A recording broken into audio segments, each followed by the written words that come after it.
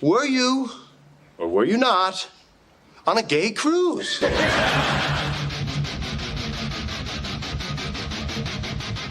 No, you're 120% dick face. Everybody that age, they're sperminator. Yeah. Because we don't care about anything else. We're a walking hard on looking for a hole. That's. I have to say you're right on that one. Oh my God. A stiff breeze comes through the room and you return the favor.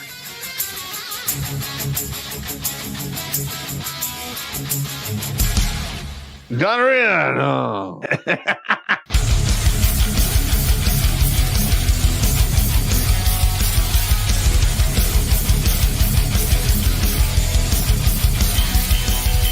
Somewhere on the outside of this building, there is a hole where squirrels come in. Better than a hole where dicks come in. Yeah, better than that. Going down the stairs to wash the laundry. What the hell?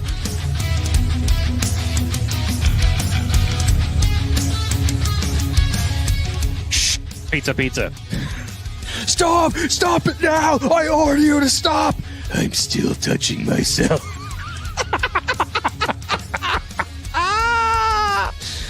Yeah!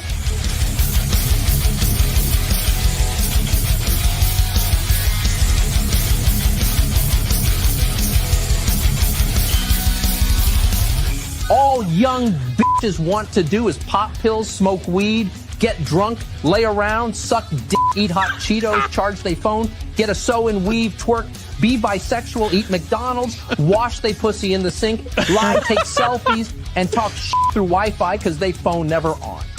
I think washing they pussy in the sink is my favorite part.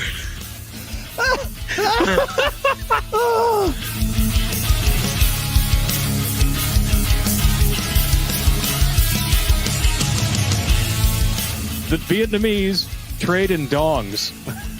Figuratively and literally, I'm sure. Oh my God, that's hilarious.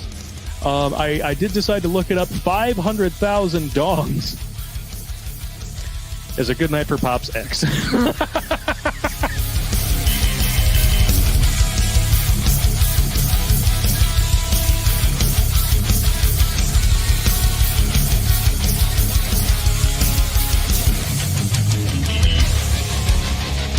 Like most women, he's an emotional thinker. Good God. I mean, that's part of the problem we're having now in our society is we have a bunch of emotional thinkers that want the world to, to fall in line with their emotions. That's not. Look, reality doesn't give a shit about emotions. It's my lived truth. Fuck your lived truth. No, it's not. It's your perspective. Kiss my ass.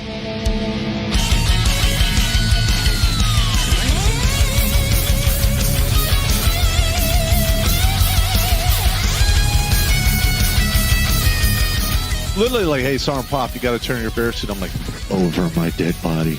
No. Just give me a statement of charges. Yeah. You're never getting this back.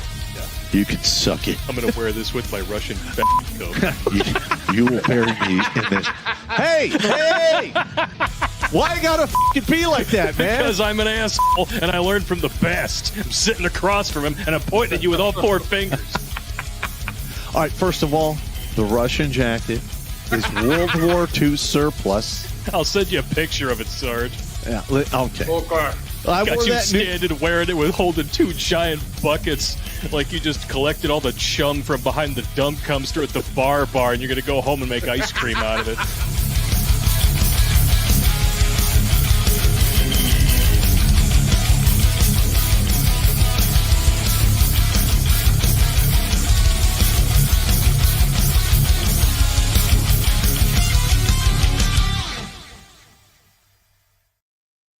What's up, savages? Terrence Pop here with an episode, Grunt Speak, that actually is live from the lair. And today we're going to be talking about the craziness that is taking place in the Middle East right now. And for you civvies out there, we're going to talk a lot of nomenclature. We're going to cover these naval strike groups and the different ships and what they're supposed to do. And it is what it is. Now, Iran. So far away. Yes. But they didn't run far enough. And they have been pulling the wool over the world's eyes for 47 goddamn years. They've been playing this nuclear bullshit for at least 25 of these 47 years. Iran has funded countless proxy militias to do their dirty work, and then they deny everything, despite the fact, according to some of my sources, they have traced the money. So they're full of shit. In regards to that one enrichment plant, which was in a mountain, or the closest thing to a mountain that they have in that godforsaken part of the world, was hit with 12, again, this many fingers, 12 30,000-pound bunker busting bombs. So if that was pure explosives, I believe they would let's say there was 10,000 pounds of explosives per bomb. That is 120,000 pounds of boom putty. And I would argue is very close to the destructive capability of a tactical nuclear device, minus the radiation and fallout. I'm a little miffed because each one of those is incredibly expensive. And again, we have come to the rescue for Oz Real. And I've said this many times on the show. I have nothing against the Jewish faith or the Jews as a people. And as long as they're well behaved, I really don't have anything against Islam. I'm just sick and tired of fucking having to flip the bill for it. All right? This is stupid. You want to have a luxury of living in the so-called promised land, which everyone has fought over since we started writing shit down. And we're flipping the bill for this luxury. I don't know about you, but I'm kind of sick of it. Now, do I think Iran and other countries like that should have the ability to enrich uranium? Hell to the no. No, not in any way, shape, or form. And to be honest, military action against Iran should have been done somewhere between 2005 and 2010.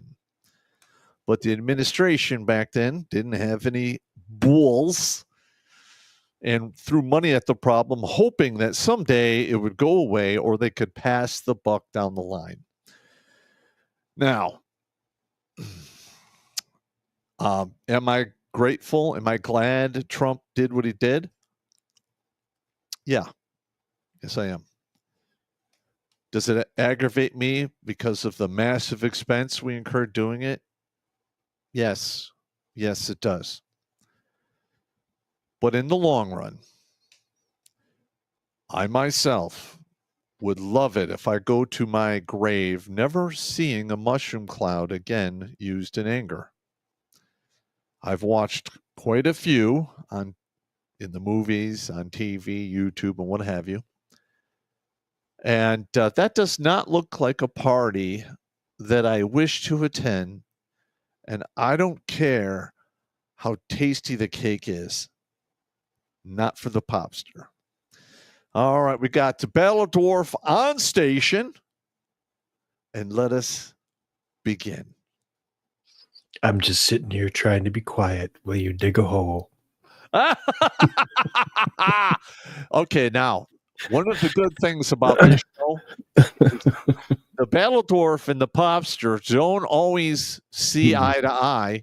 No. And we're still really good friends. Yes.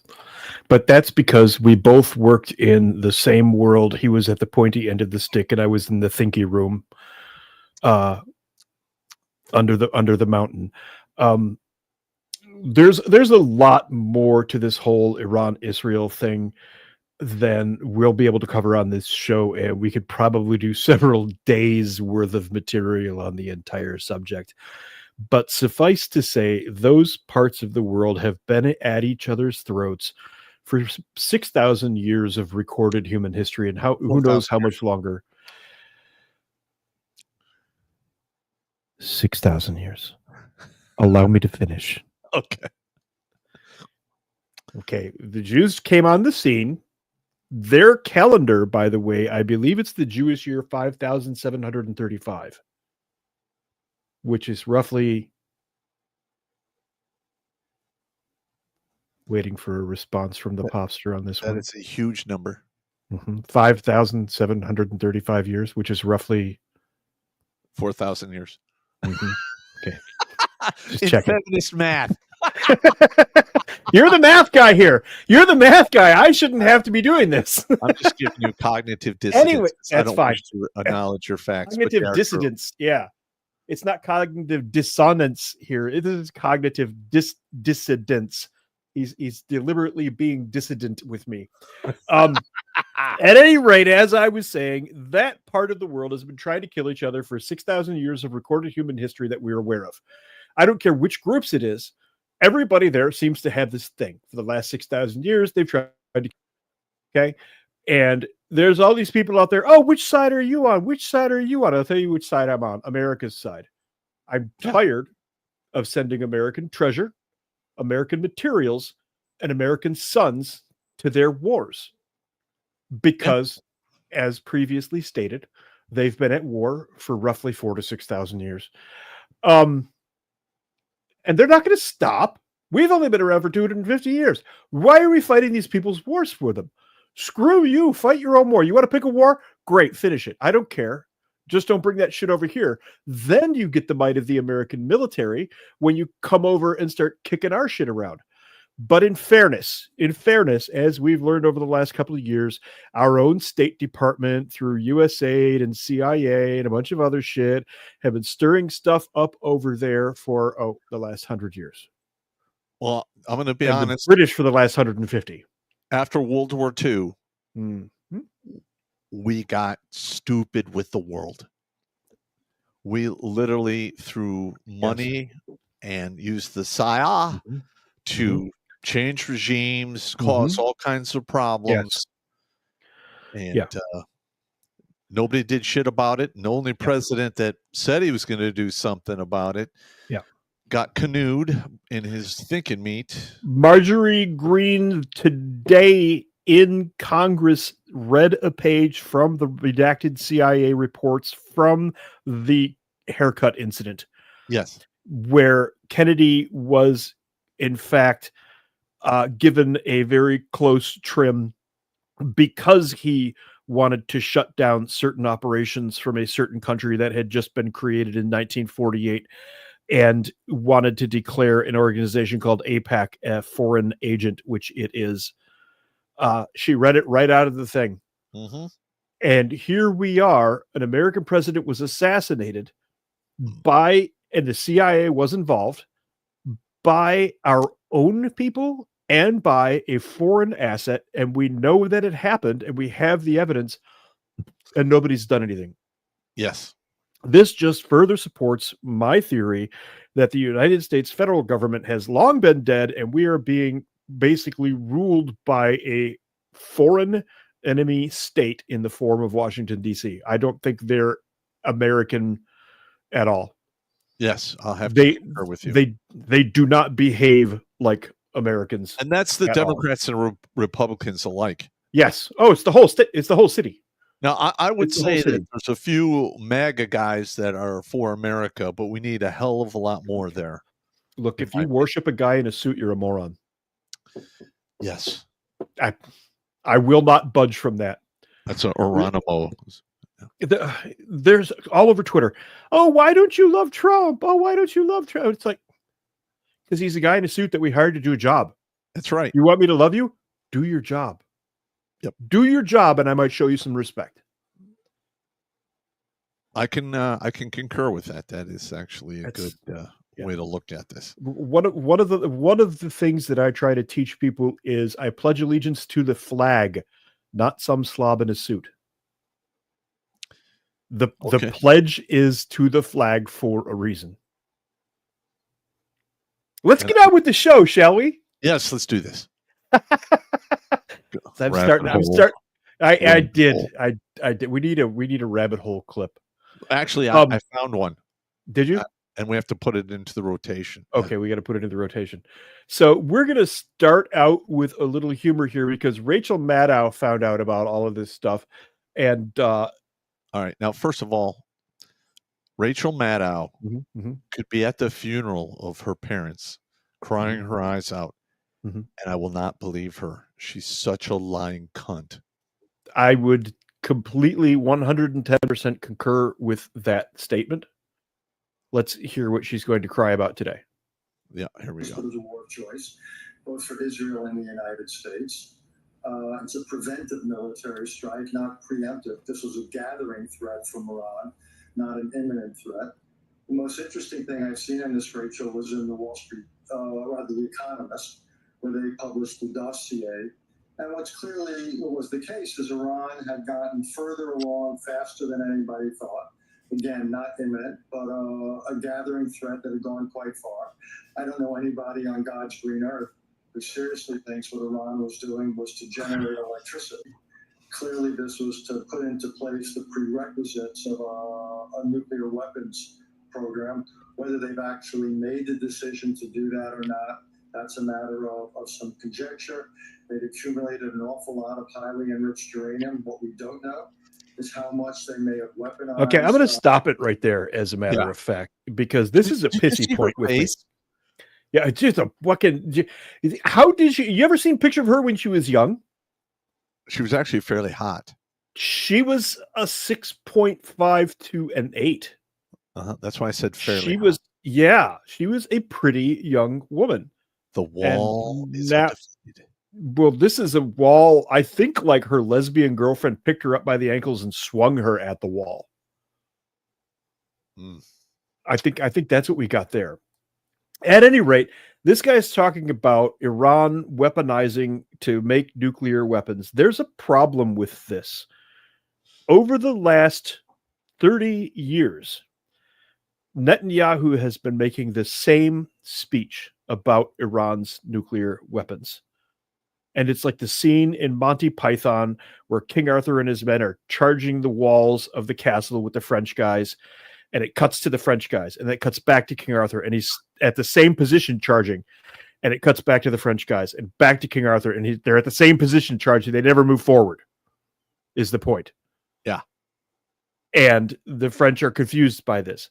That's what's been going on with this claim that Iran has nukes for 30 years. I meant to pull the videos of it, but I didn't. Well, here's the thing. I understand what you're saying. Do I think Iran actually has a functional warhead? No. They would have used it by now. Now, here's the thing. North Korea has had functional nuclear warheads. They have... allow me to caveat this here. There are conjecture and rumor that a state in Northeast Asia, which is a dictatorial nation, may or may not have 3 functional warheads. I had to caveat that. Okay. Anyway, what they can't do is the delivery systems. That's when you hear about North Korea launching missiles all the time and they fall into the sea on the other side of Japan. Yes. The delivery systems for those types of ordnance are hard to make. It requires a tremendous amount of resources, a tremendous amount of knowledge, and the ability to produce them at all, the brain power. Well, here's another thing. I don't think Iran has that. No, stand by. You have to have the brain power and the resources to build these delivery vehicles, and then you have to maintain them. Which is incredibly expensive. Came out recently that a lot of ours are not maintained. Correct. Yep. So here's this existential threat that Netanyahu keeps claiming. Now, I'm going to keep saying Netanyahu because he's the chief instigator in all of this shit. Whether or not you like any particular country, that's entirely up to you, but it is my personal belief that the general population of any given country bears no real animosity toward any other country. Usually that's all manufactured by leadership. Yep. So with the weapons thing, it's just a ploy to get us involved in something that we shouldn't need to be involved in. But of course, we are. And actually, I forgot to bring this up. I'm going to do this real quick. The area that is being contested is between what is known as the Levant on the far eastern coast of the Mediterranean. You know that as Israel and a couple of other little states like Lebanon. Lebanon used to be called the Paris of the Middle East at one point. It was a very nice place. It is Before not a the nice Civil place War, anymore. yeah. But Yeah. at one point it was incredibly beautiful. Yeah. So was Iran. Okay. Most people, yes, that is correct. Most people can't point to Iran on a freaking map. They can't. Point blank. Now, I'm going to share this tab instead, bring this up here, and bring us up a map. Here is our contested area. Now, you'll see Syria toward the middle there. Just below that is the Kingdom of Jordan, which has been around for infinity years. And then Israel is this sliver over here. Yeah. Okay. This is the Mediterranean. This area of the world has been contested for thousands and thousands and thousands and thousands of years. Since the beginning. That's another show entirely. Yes, since the beginning, essentially. And you can see that most of this down here is desert. But over this way, if you go northeast, here's Tehran. And you can see how fertile this valley is on the Caspian Sea here. Along the Caspian Sea, you can see all the green. Iran is not a shitty desert country. They only show shitty desert country pictures of Iran because that's the propaganda they want you to believe. A lot of it's actually really nice, geographically speaking. But let's put a distance between these. We're going to go measure distance here, and then we'll go from Tehran to there. Okay, that's 1,000 miles, and it crosses Jordan and Iraq, which is not a small place either. Iraq's pretty freaking big. It's the ancient kingdom of Samaria, for those of you who are unfamiliar. And so there's the contested. What's that? It sucked when I was there. I can believe it. I heard that the temperatures and everything are just bad. Please just shoot me now. So let's go to the area, the Strait of Hormuz, which is down here. Get rid of that. Don't need you. No thanks. I don't want to do any of that there. Really good okay, that's the Straits of Hormuz. Now, hang on. That is a really good choke Watch point. this. Yeah. And Iran controls this whole coast here. Bandar Abbas to Bandar Lege, Bandar Atab over there. And this is the island of Hormuz there. This is the country of Dubai, which is a super rich oil company. Or oil company. It might as well be an oil company. Yeah, I got you. Oil country. Okay. They don't want their shipping screwed with. And the Straits of Hormuz is where they do all of their shipping. So you're going to have it contested with them as well. Then you get the United Arab Emirates, because this Persian Gulf here is where our ships are heading. You can see over here, this is the country of Oman, which is also extremely wealthy. The city of Muscat, which is obviously strategically important. It controls that little corner there into the Straits of Hormuz.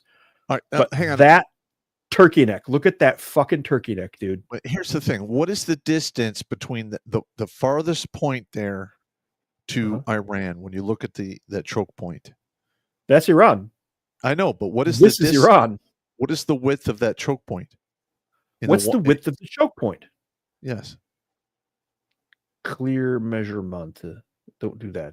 Do it. This choke point distance is measure a distance. Okay, at its narrowest, it appears to be 40 miles. And for a Navy ship, that's nothing.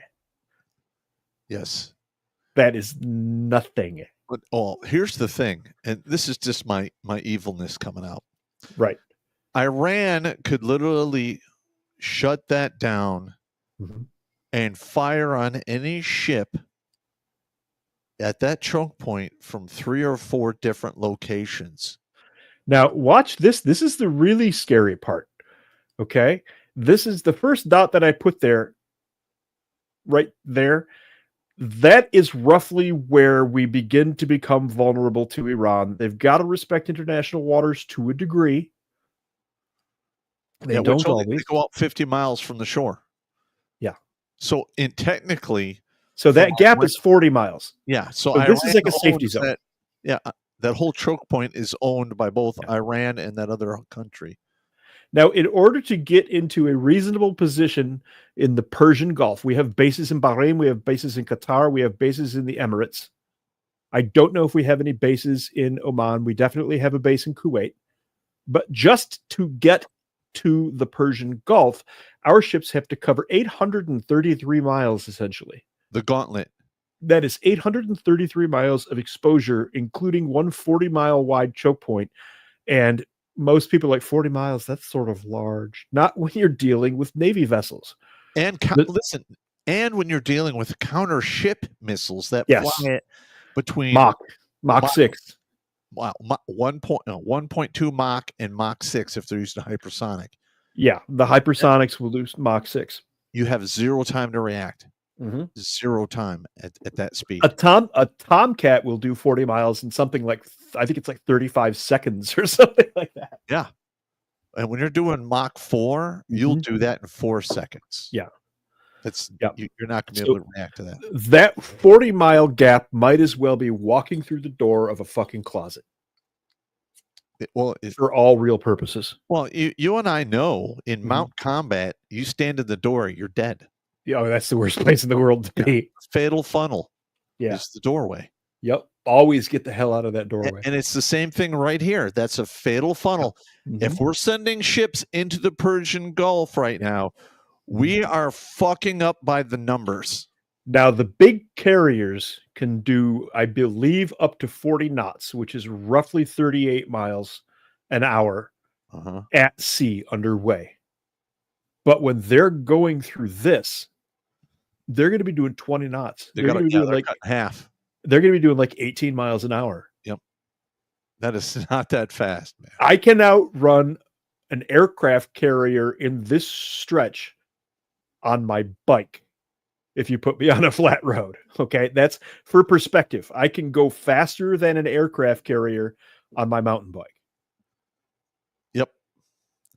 Okay, that's the kind of perspective we're talking about here. So to say that 40 miles is wide, and then they got to go 832 miles through that gauntlet. Now, let's see what they're pushing. This is like having a baby. You're pushing this huge object through this insanely small passageway. Well, when you're talking about, hang on a minute, I got a dumbass truck up front. Yeah. All right. So when you're talking about a naval strike force or aircraft carrier assault force, that's what we're going to be talking about right now. Here's the thing, though, is they put the aircraft carrier in the middle, and then you have your inner and outer cordon rings.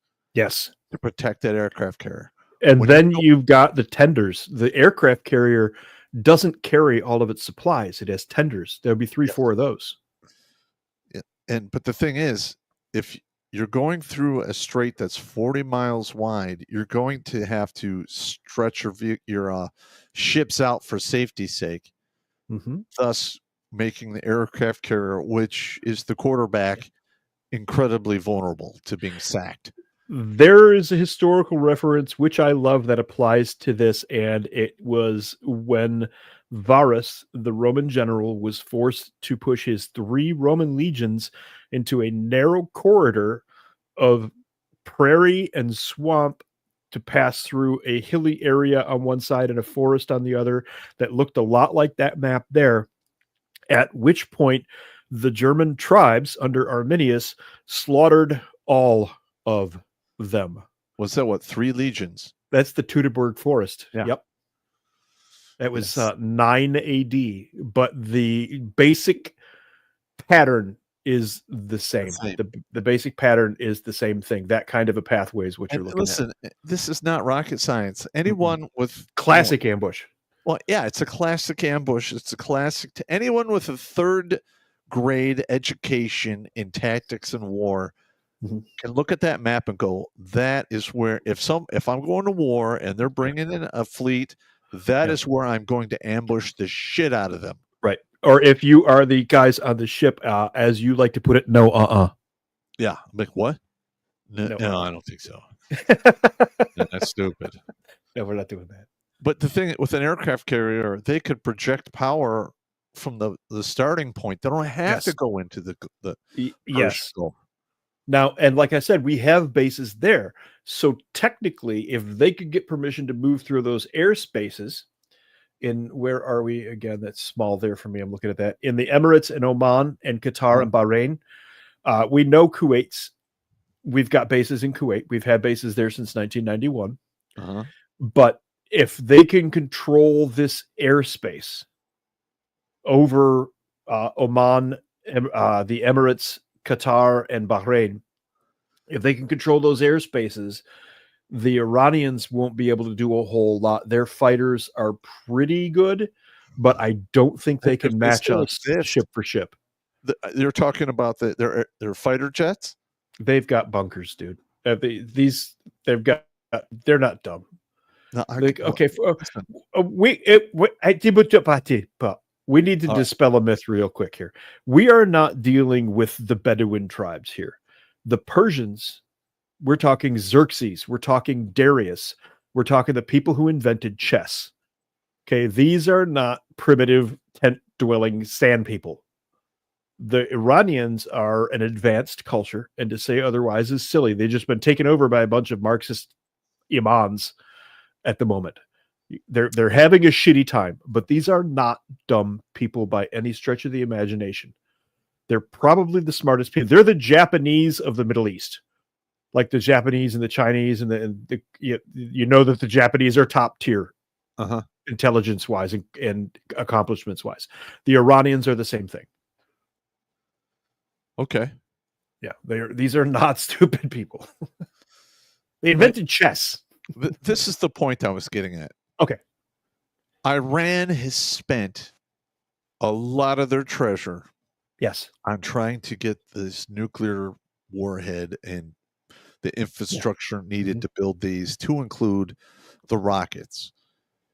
And in my opinion, just from what I'm seeing in regards to what's going on between Israel and Iran, is they have literally neglected key elements in that they would need for their military in that part of the world, like fighter jets. Now, granted, they do have some. That's expensive. You have to be an economically top tier country to really be able to afford a real Air Force. I got you, but they would have been able to afford it if they didn't waste a lion's share of their money on this infrastructure to enrich uranium. Okay, I only said they're not stupid. I didn't say they always make good decisions. Yes. Yeah, I'm not saying they were stupid. I'm just saying that was unwise. Yes, it was. It was a bad decision. So I want to go back to the map again real quick, if I might, because you're bringing up the Air Force thing brings up a point, and how Israel manages to clear this airspace is beyond me, but they struck directly into Iran with their aircraft. Correct. We can do that because we've got advanced aircraft, and we'll stomp a hole in your ass if you try to shoot at us. But from Israel, again, to Iran, we're talking to Tehran, you're talking 1,000 miles. They've got to cover either Jordanian or Syrian airspace, definitely Iraqi airspace. You could make an argument, I guess, that they could fly through Saudi airspace because that's all desert down there. But my guess is the Saudis aren't going to be very keen on that. But then they'd still have to go through Iraq or Kuwait or go directly over the Persian Gulf. So air battles aren't really feasible for these two countries. Well, I can guarantee you that Jordan and Iraq have been probably paid off to not make a huge stink over the fact that another country, i.e., Israel, which the Arabs don't like, is flying Yes. through their airspace unopposed. Yeah. Either that or we threaten to withhold something. Because Yes. we give a lot of aid to that entire region. Which I would love to see stopped. That needs to stop. Why are we doing that? That's Yes. ridiculous. We shouldn't be funding other people's wars, let alone sending our troops to it. Not a fan. Meanwhile, let's get back to that ambush scenario with that really bad map that we had and talk about what it is we're trying to shove through that tiny little bottleneck. There it is. So, a carrier strike group, the Navy loves weird acronyms.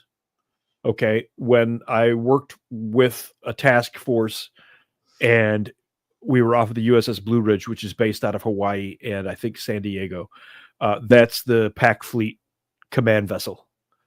It was like Surf Pac Fleet Com something.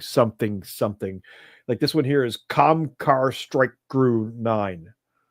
They make these weird acronyms for like no reason. It might have something to do with the fact that they use semaphores. Uh-huh. I bet it was related to that. We talked At any about rate. the flag shit. Yeah, the flag shit. Yeah. Where they wave the flags around. That's a horrible MOS because I'm going to give you an automatic homo suspicion point for. Also, what are you going to do when you get out? Yeah. Join a marching band? Join a drum corps? Get the hell out of here. That's it. That's about your career opportunities. You're joining the flag section of a drum corps. Carrier Strike Group 9's mission is to plan and conduct operations and exercises in surface, subsurface, air, and strike warfare as directed by numbered fleet commanders. We actively participate in the development of tactical doctrine and assist type commanders in preparation and execution of employment and training schedules. They are based out of Naval Station North Island, California. This is part of Pac Fleet. This fleet is on its way to the Straits of Hormuz. They pulled it out of Asia. Now, we have a treaty with South Korea that a lot of people are unaware of, that we will keep a carrier within strike range at all times. Okay. For the Korean Peninsula. I think we pulled our group out. I don't think there's a carrier group in there right now. You're probably right. I think it's headed for Iran. It's So a big mistake, in my opinion. Well, I'm trying to watch the other channels to see if I can find anything on the Koreans getting pissed off about that. But in fairness, we have been there for 70 years, guys. Maybe give it a rest. Yeah. During the Cold War, the main role of the CVBG in the case of conflict with the Soviet Union would have been to protect the Atlantic supply routes between the United States and Europe.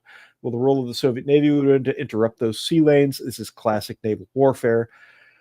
Because the Soviet Union had no large carriers of its own, the situation of dueling aircraft carriers would have been unlikely.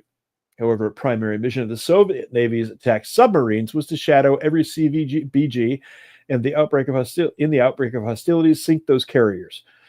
That is a freaking sphincter puckering MOS. We had those Navy SIGINT guys in our classes, and boomer life. Everybody makes boomer jokes. Oh, yeah. Well, in the Navy, a boomer class sub is the big subs, and they would play cat and mouse with the Russian subs, like all the fucking time.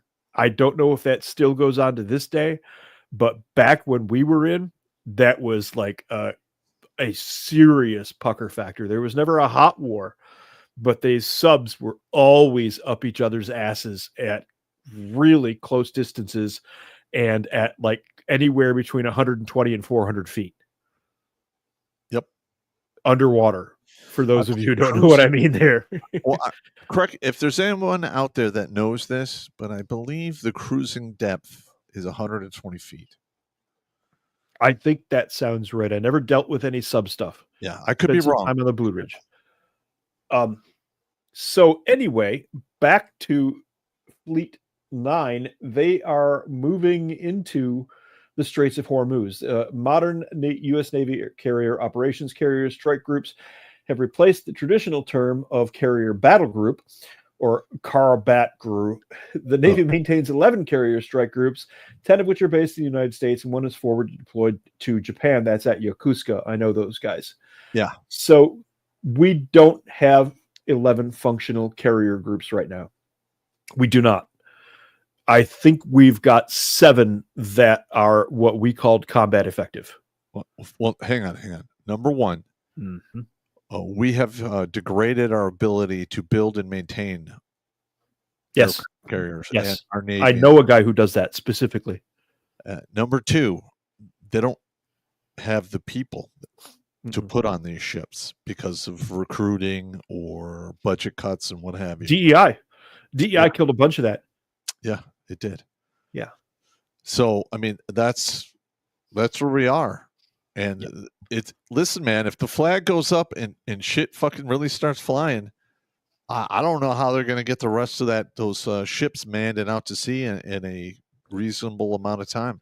The only saving grace here is none of the nations who are most aligned against the United States possesses an army that is better than ours, despite our degraded state right now.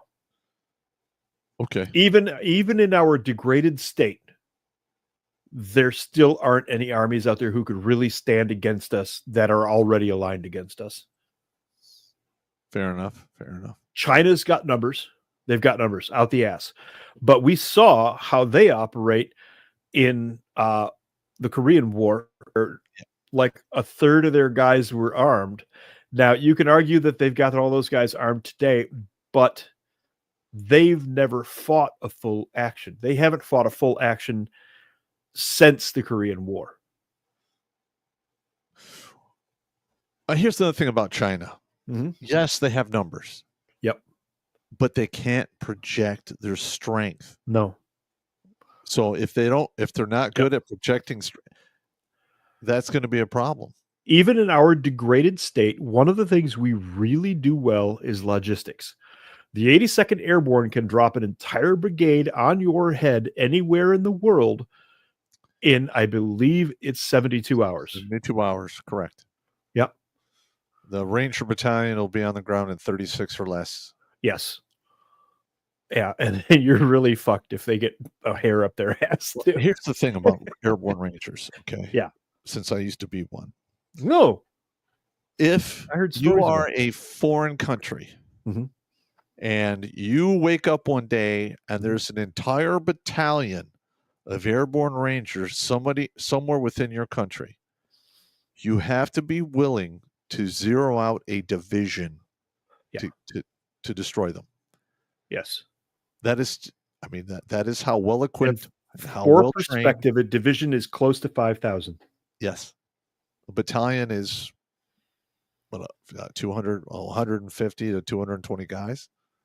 No. Ranger Battalion? No, a Ranger Battalion is way more than that. A standard United States infantry company in my day was 460 plus command. For just a company? No, I'm not sorry, not a company, battalion. Yeah. A standard infantry battalion was 460 plus command. I think one of the Ranger battalions when I was there was operating strength is between 500 and 650 people. There's probably more now that you have support battalions and all this other shit attached. Special teams. They moved to the special team brigade model. I hate that fucking model. I don't like it either, but it doesn't make sense. Show. Yeah, it's a totally different show. Anyway, let's get back to ships and what they do. We're going to share that tab. Let me give the briefing. Oh, you want to give the Los briefing? All right, this is what's going on. We got our channel hacked, and before that, we were demonetized through the nose. So we like putting numbers on the board. We're up to 562 lives saved from suicide using comedy, logic, and reason. Please feel free to send in super chats to keep this thing rolling forward. It was a one hell of a 2-week battle to get our channel back from the YouTube. God, that was ugly. And I am still trying to find out the IP address of the people who uploaded videos to my channel, because I know people and things can happen once I have that information. They're not in the United States. I'm going to tell you that. I don't care where they are. I know Okay. people who can make Okay. shit happen. I know. I understand. I usually don't mention things like that on the air, but there you go. I'm just saying. What are you gonna do? There it is. I Big as feel a life. particular way up. Listen, when you get me to this point where I feel a particular way. Oh no, there are certain buttons. If you press certain buttons, certain things are going to happen. That's just how it is. So, what ships are usually included in a carrier group? Now, this is where we get into that bottleneck map that we were talking about. That we Correct. showed you. That's 835 miles of fuck my life. Okay. Yeah. With a 40-mile narrow passage of fuck me in the goat ass. Well, all right. Stand by. That entire ocean or sea is a shooting gallery for you.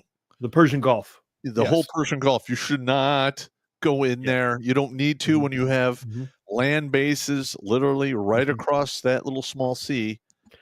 And our ability to project. We've got major bases in Europe, including a couple in Italy, that can get shit into the Levant on that eastern coast of the Mediterranean there, and then from there to Kuwait. I don't know why they're risking this bottleneck. Yeah, Strategically, to me, in my mind, it doesn't make sense. If it's just projection of force, you don't need to do that. It's the year's 2025. This is not world where you sit the Missouri and the Arizona off the coast, and everybody shits their pants. Well, to be fair, a battleship that could throw shells between 35 and 55 miles, and each one weighs as much as a VW. There's a famous story from Korea where a North Korean group on an island during the Korean War lobbed some mortars at the Missouri, I think it was. And the Missouri, one of the mortars actually struck the ship. It didn't do any damage, but it struck the ship. The commander ordered the Missouri to remove the top of that hill, which it promptly did. The Missouri never, ever took fire ever again during the rest of the Korean War. And when I say remove the top of the hill, we've got the BDA photos. Because they flew planes out of there. The Missouri had tenders and there were aircraft in the air for that. And they went down and photographed what the Missouri did afterward. And it literally, the top of the hill was just gone. Not fucking there. Anyway, what do we got? This information comes from USNY News Fleet. That's U.S. Navy information. News Fleet and Marine Tracker dated February 2024. Let's say the aircraft carrier group that includes the Theodore Roosevelt CVN-71 and big deck amphibious warship U.S. America. That I think the Blue Ridge is one of those too. The Blue Ridge was cool. It was like a big boxy small aircraft carrier. Well, hang on a minute. What was the other ship called? It's an amphibious warship. That's the America. That's where you keep all your Marines. Yes, exactly. Mm-hmm. So that's the grazing paddock for the Marines. Yeah. And now the thing is with those amphibious ships, it's right there in the title of the damn thing. These things are like, I think 1/6 the size of a carrier. And if you know how big of a carrier is, we're still talking about a really big fucking ship. Yeah. These things will beach, and then they puke up 3 battalions of Marines onto your beach. and now you're fucked because that's just a buzzsaw. Anyway, the carrier is using older C-2A Greyhounds as temporary carrier onboard delivery vehicles, while the CMV-22B fleet is grounded following the November crash. They use those to get back and forth between the ships. Let's see here. Brutal money secrets varies, but obviously the entire carrier group. Typically, the following units are assigned to be in a carrier strike group: 1 or 2 guided missile cruisers, a destroyer squadron and all of its ships, typically around 5 to 6 guided missile destroyers. Those will have tenders as well. They don't carry all of their ammo on board. They're on the tenders, which follow these things around, smaller ships. one or two submarines and an oiler or two. I know some of the bigger carrier groups will take 2 oilers with them. Yeah, I don't know if we have. Yeah, I don't know if they have 2 oilers anymore, or fast combat support ships. So that's the general group there. You're talking about the guided missile cruisers will have tenders. So there's 2 plus 2 for each cruiser. That's 6 destroyer squadron, which I think is 3 vessels. No. Destroyers in a carrier group are between 4 and 6 destroyers. Is it 4 and 6 destroyers? Somewhere between 4 and 6, depending on what they have on hand. So remember, we're talking about an aircraft carrier, which you land aircraft on, obviously, which is enormous. And now you've got 24 ships plus the subs in that tiny little space. The maneuver capability with missiles. No, you're not. You're not. But here's where it matters. If those subs are within the group and moving as a unit with the carrier group, your maneuverability goes down. A lot. Because what's the draft on a carrier? I have no idea. I have no idea either. I mean, what? Let's look that up. That's a fun one. What is the draft on a U.S.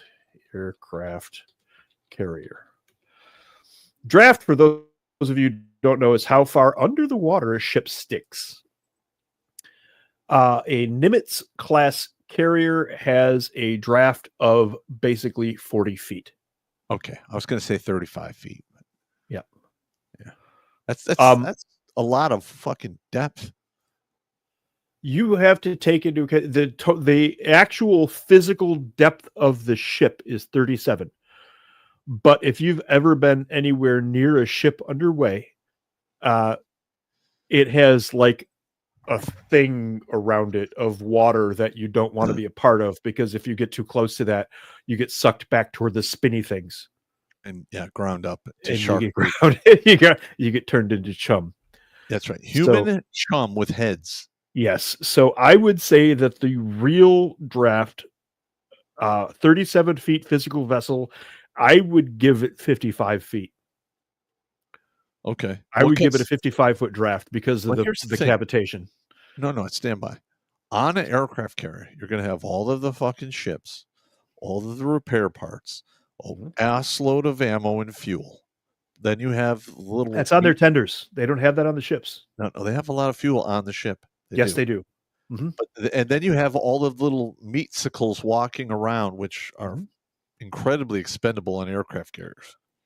The carrier guys that they call, I think it's the grapes, the guys wearing purple. Yeah. I believe that is actually the most dangerous job in the entire military, because they're on the deck with those aircraft coming and going, and the arrestor cables. If a cable, I've heard stories of this. I've never seen it myself, but I've heard Navy guys talking about if you're too close to one of those cables, you just get cut in half. That's right. I mean, there's no, you might get nicked. No, you're getting cut in half. Yeah. And every year they have anywhere from 6 to 12 people that just fall off and they're never heard or seen from again. They're just assumed dead. That's a long drop. Yeah. So fuck the long Navy. Drop. I don't want anything to do with that. I'm good. I joined the Army to stay on dry land, and in their wisdom, my first assignment was supporting you assholes on the USS Blue Ridge. There was 12 of us, and we're like, why are we on a ship? Why are we? Who made these orders? So when I was going to enlist in the Army, I originally, just to go talk to the Marines, I had to sit down with those guys. They showed me the HUA tapes, ran me through the whole USMC pride shit. And then I'm like, so if I become 0311, what's going to happen in my first 2 years? I'm like, well, you're going to basic AIT on Paris Island, and then you're going to go for your first float. Usually everyone has, a float. I'm like, what is this float? It's where they keep you on a ship just in case they need you, and you're on there from anywhere from 4 to 12 months. I'm like, yeah, no. Nah, Yeah. I just like, no, thank you. Basically penned up angry cattle. Yes, no, thank you. By the way, do you know why the Navy actually keeps Marines on their ships? Not really. Sheep are too obvious. Ah. All right. Somewhere out there, there's a Marine go, I'm going to kick your fucking ass, dwarf. Listen, man, it's all inter-service rivalry. We don't absolutely. mean it. Absolutely. Just good old-fashioned ribbon. We used to go through that shit all the time. Now, I'm going to bring this one up a little closer, too. U.S. forces arrived to support deterrence efforts at Strait of Hormuz. This is article from 2023. We've done this before, but let's take a look at what it entails. Sailors and Marines with Navy's Bataan Amphibious Ready Group and the 26th Marine Expeditionary Unit, that float we were just talking about, arrived in the Middle East yesterday as part of a pre-announced deployment to support deterrence efforts in the Strait of Hormuz and elsewhere. As we have been for a very long time, we're coordinating with our partners in the region when it comes to U.S. military presence because, again, it's not just the U.S. military that's out there patrolling commercial shipping lanes. We're working as part of a broader coalition on that effort. Now, there you can see a carrier with all of its planes on deck. That's a display. He's either coming or going from port right there. They Correct. do not keep all of the ships out like that.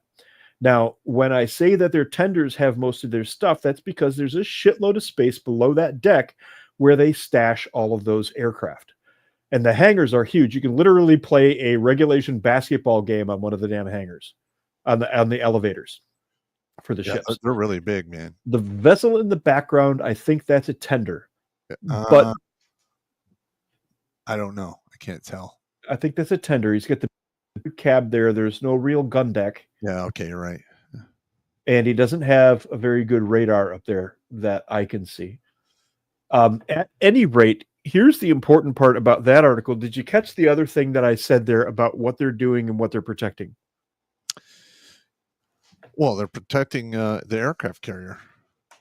Well, that is the aircraft carrier, though. The thing that they're protecting in that little tiny space there. Here, let's share this tab again. We're going to go back to our friendly little map.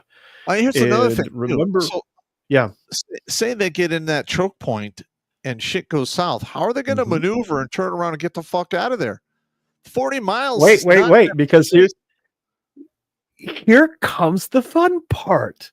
You're not letting me get to the fun part. Well, this is See evil. all of those. That is an Evil Pop's waiting to get fucked. Evil Pop is about to get a handful of sand for that anal rape. Okay. See Bahrain and Qatar and United Arab Emirates and Dubai all there along that stretch and into that gap. Right? Yeah. That is one of the busiest international shipping lanes in the world.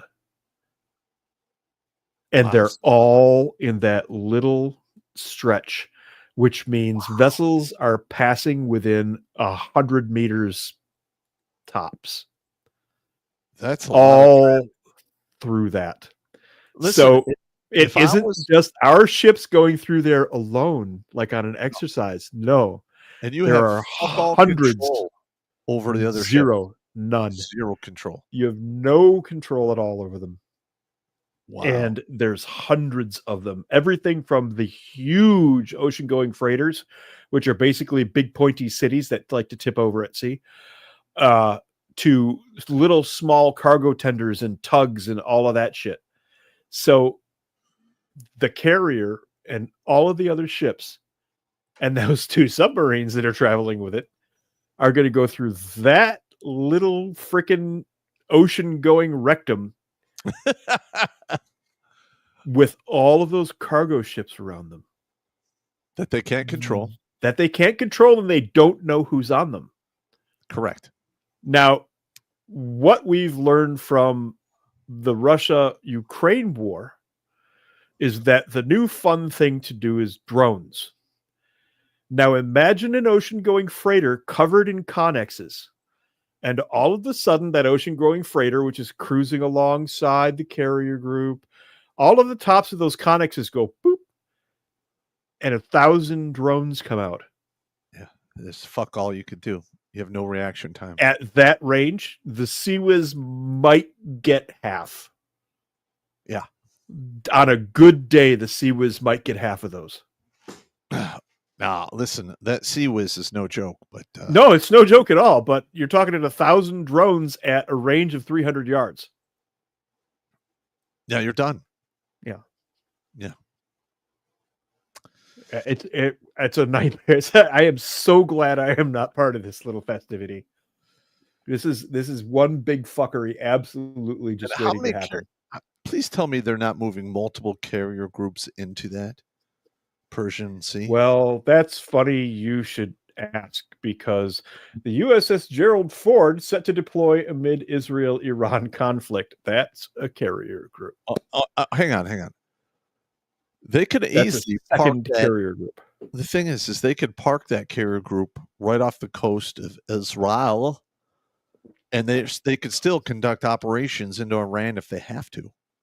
Let's see. You'd have to get the flight path clearances. Let's go back to the map real quick. We're talking about a shooting war. Once a shooting war goes on, fuck off. So let's say now you can see here with Israel, see the light blue there.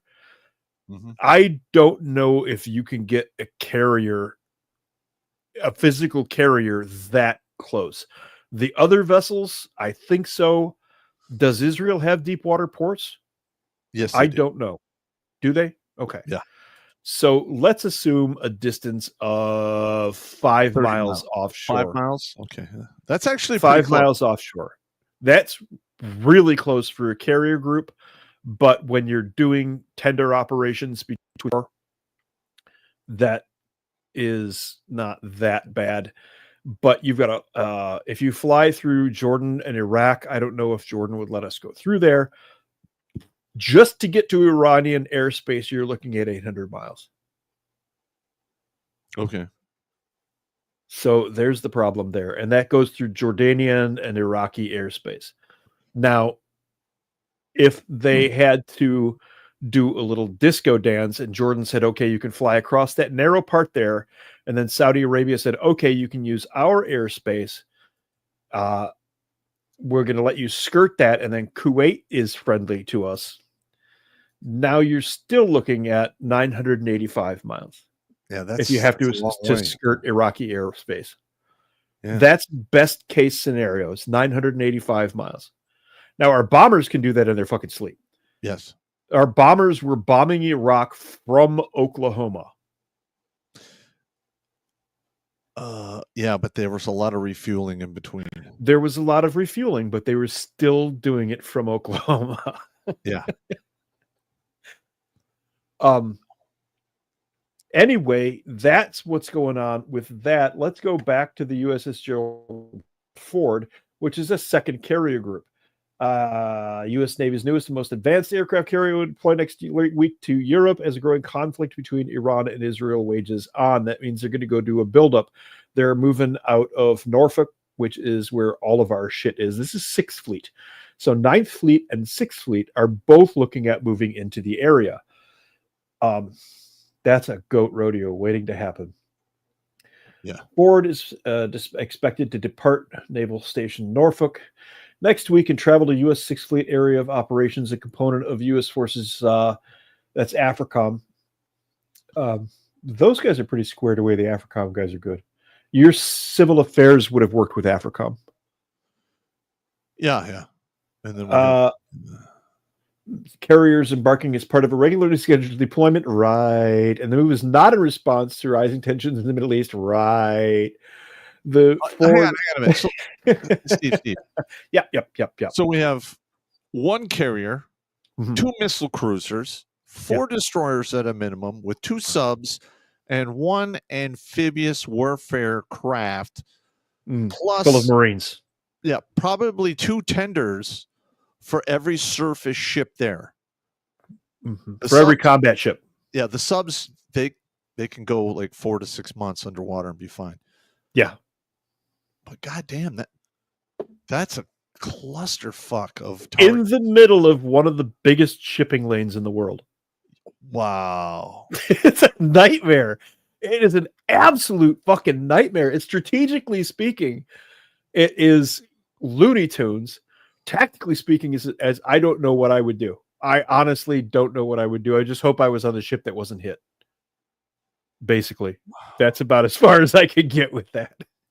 And here's another thing. Like, if the entire Middle East decides, fuck America, there's absolutely no way we can run any kind of ship into the Persian Gulf. No. Because you're literally surrounded, 360 degrees by anti-ship missile countries that can easily fuck you over. Bahrain, Oman, and Kuwait all have enough money to field, at a minimum, really good anti-aircraft and probably really good anti-ship.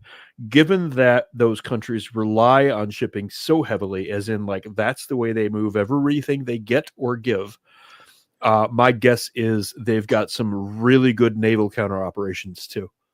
I've never worked with them. I've never been around them, especially for any of that shit. But that would be my guess, given that that is their entire livelihood.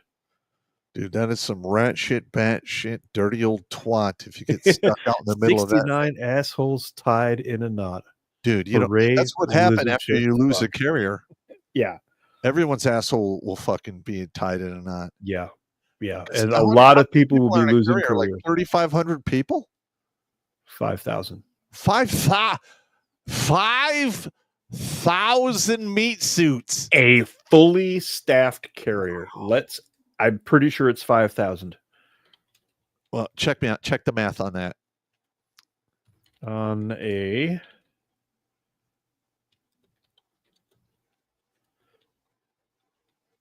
That's a lot of people. That seems a little high. You're not getting the answer? Oh.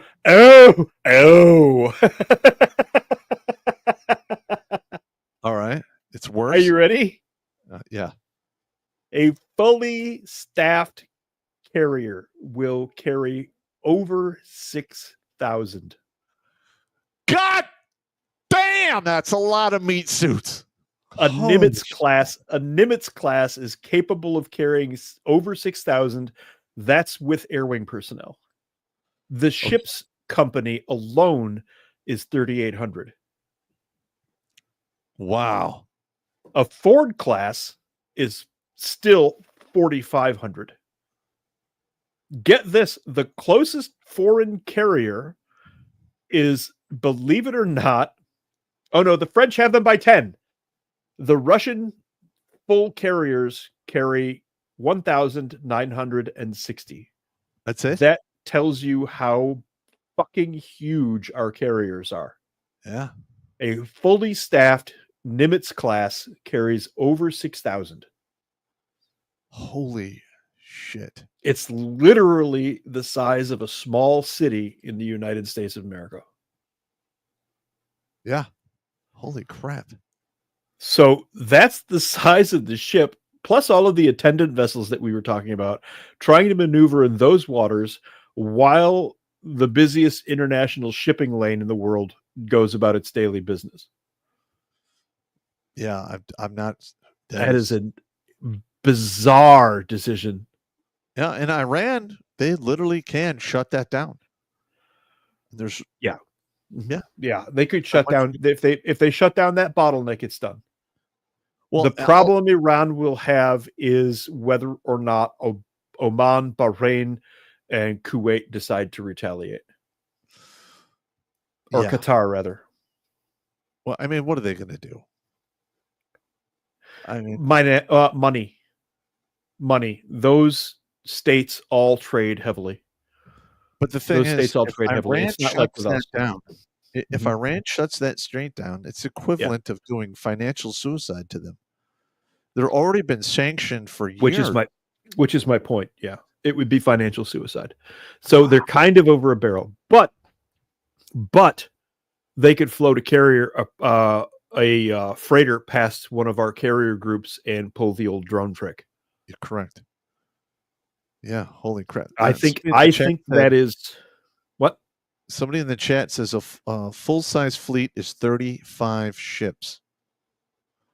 Oh, there you go. There you go. Thanks for looking at that.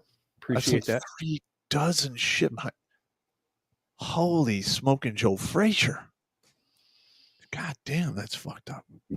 I hate to be grim about it, but I really think that is what's next in naval warfare. Float what looks like an ocean-going freighter past somebody, and all of a sudden, all of those connexes open up. Yep. Thousands of micro drones. Look, one of the things that the soft guys that we worked with, and I'm sure you learned this as well. Well, I'm certain you learned this as well. You don't have to blow up the whole fucking thing. All you have to do is blow up the tiny little part that makes the whole fucking thing run. Yes. Or cause a huge fire. Right. Yeah. Like with a bridge, if you blow up exactly the right stanchion in exactly the right place, the weight of the bridge does the rest of the work for you. It's the same with these ships. You hit the right piece and they're fucked. You take out a screw on one of these ships. You're talking a propeller, right? Yep. Yeah. Or if the drones could get, like on the carriers, you've got those lower decks where they keep all of the aircraft. Imagine 100 drones flying in there and going pop. Yeah. You're done. You're, We almost you're lost done. the Forrestal over that shit. Yeah. Yep. I believe the Forrestal was actually retired shortly after because it was too expensive to refit the entire thing. Yeah. Yeah. It's just insane. I don't know what they're thinking. Well, okay, just imagine you're living in a small city in the ocean and your city's on fire. Yes. That is like some next level nightmare bullshit right there. No fucking thank you. I'm good. Oh, wait. There's more. There's more. If you subscribe now. So we've already mentioned the 6th Fleet and the 9th Fleet moving into the area, right? Uh-huh. Guess what's in Bahrain? The little country directly next to Qatar and right in the Persian Gulf, about 200 miles from that bottleneck. Huh? U.S. 5th Fleet. We'll have so a third fleet in there. Oh my God. There will be 3 fleets in the area. Iran has reportedly threatened to retaliate and target U.S. military assets spread across at least 19 sites in the Middle East. Holy shit. 3 fucking fleets? It's so bad. It's so bad. This is where I got the title for the show tonight. Too many toys in the bathtub. And Dire Straits was pretty obvious. Yes, yes. But it's too many toys in the bathtub. You don't have any room to maneuver these things. Yeah. God, what are you doing? I'm at a loss, man. 3 full fleets. So that's like 90, 100 and 105 to 110 fucking U.S. ships in that small little sea. I know a sea, everyone's like, oh, it's a sea, though. No, it's not that big. Not when you have radar that literally goes like between 350 to 500 miles. Yeah. That literally is a bathtub. Yeah. You know what else is literally a bathtub? Not the button pushing monkey. Who, me? What, you? It's bad, Jimmy. It's bad. There are 3 fleets in the area. Wow. That's not good, is it? Okay, so I'm going to show Jimmy the map again. I want Jimmy to understand what's going on here because this is. Share this. Here's another thing. All right, now hang on a minute. Hang on. Okay, hang on. Keep talking. Do you think President Trump actually wanted all 3 of these fleets in that ocean, or do you think it was an admiral making these calls? Pop, you've advised commanders. Commanders don't get to make all of these decisions. An admiral could make that decision. Yeah, but I don't think admiral could make that decision. So Jimmy, what we're looking at here is to the left of your screen is the Persian Gulf. This little shit ass bottleneck over here, that's the Straits of Hormuz, and the Gulf of Oman is to the right there. They want to push a huge naval dildo through this little tiny rectum into the Persian Gulf. Are they at least going to spit on it first? No. See all of this. See all the sand down here in the United Just Arab those Emirates. pits. All of Yeah. that. All of that sand is going in as lube. Okay. Wow. That is one of the biggest shipping lanes in the world, Jimmy. You got United Arab Emirates, Qatar, Bahrain. You've got Oman over here. This It's is like where the, all of that. It's like the fifth of all of the world's oil production goes through that strait. Exactly. And it's all goes by ship. And we've got 9, 6, and 5 in there, the fleets. Yay. Yeah, that is a tactically.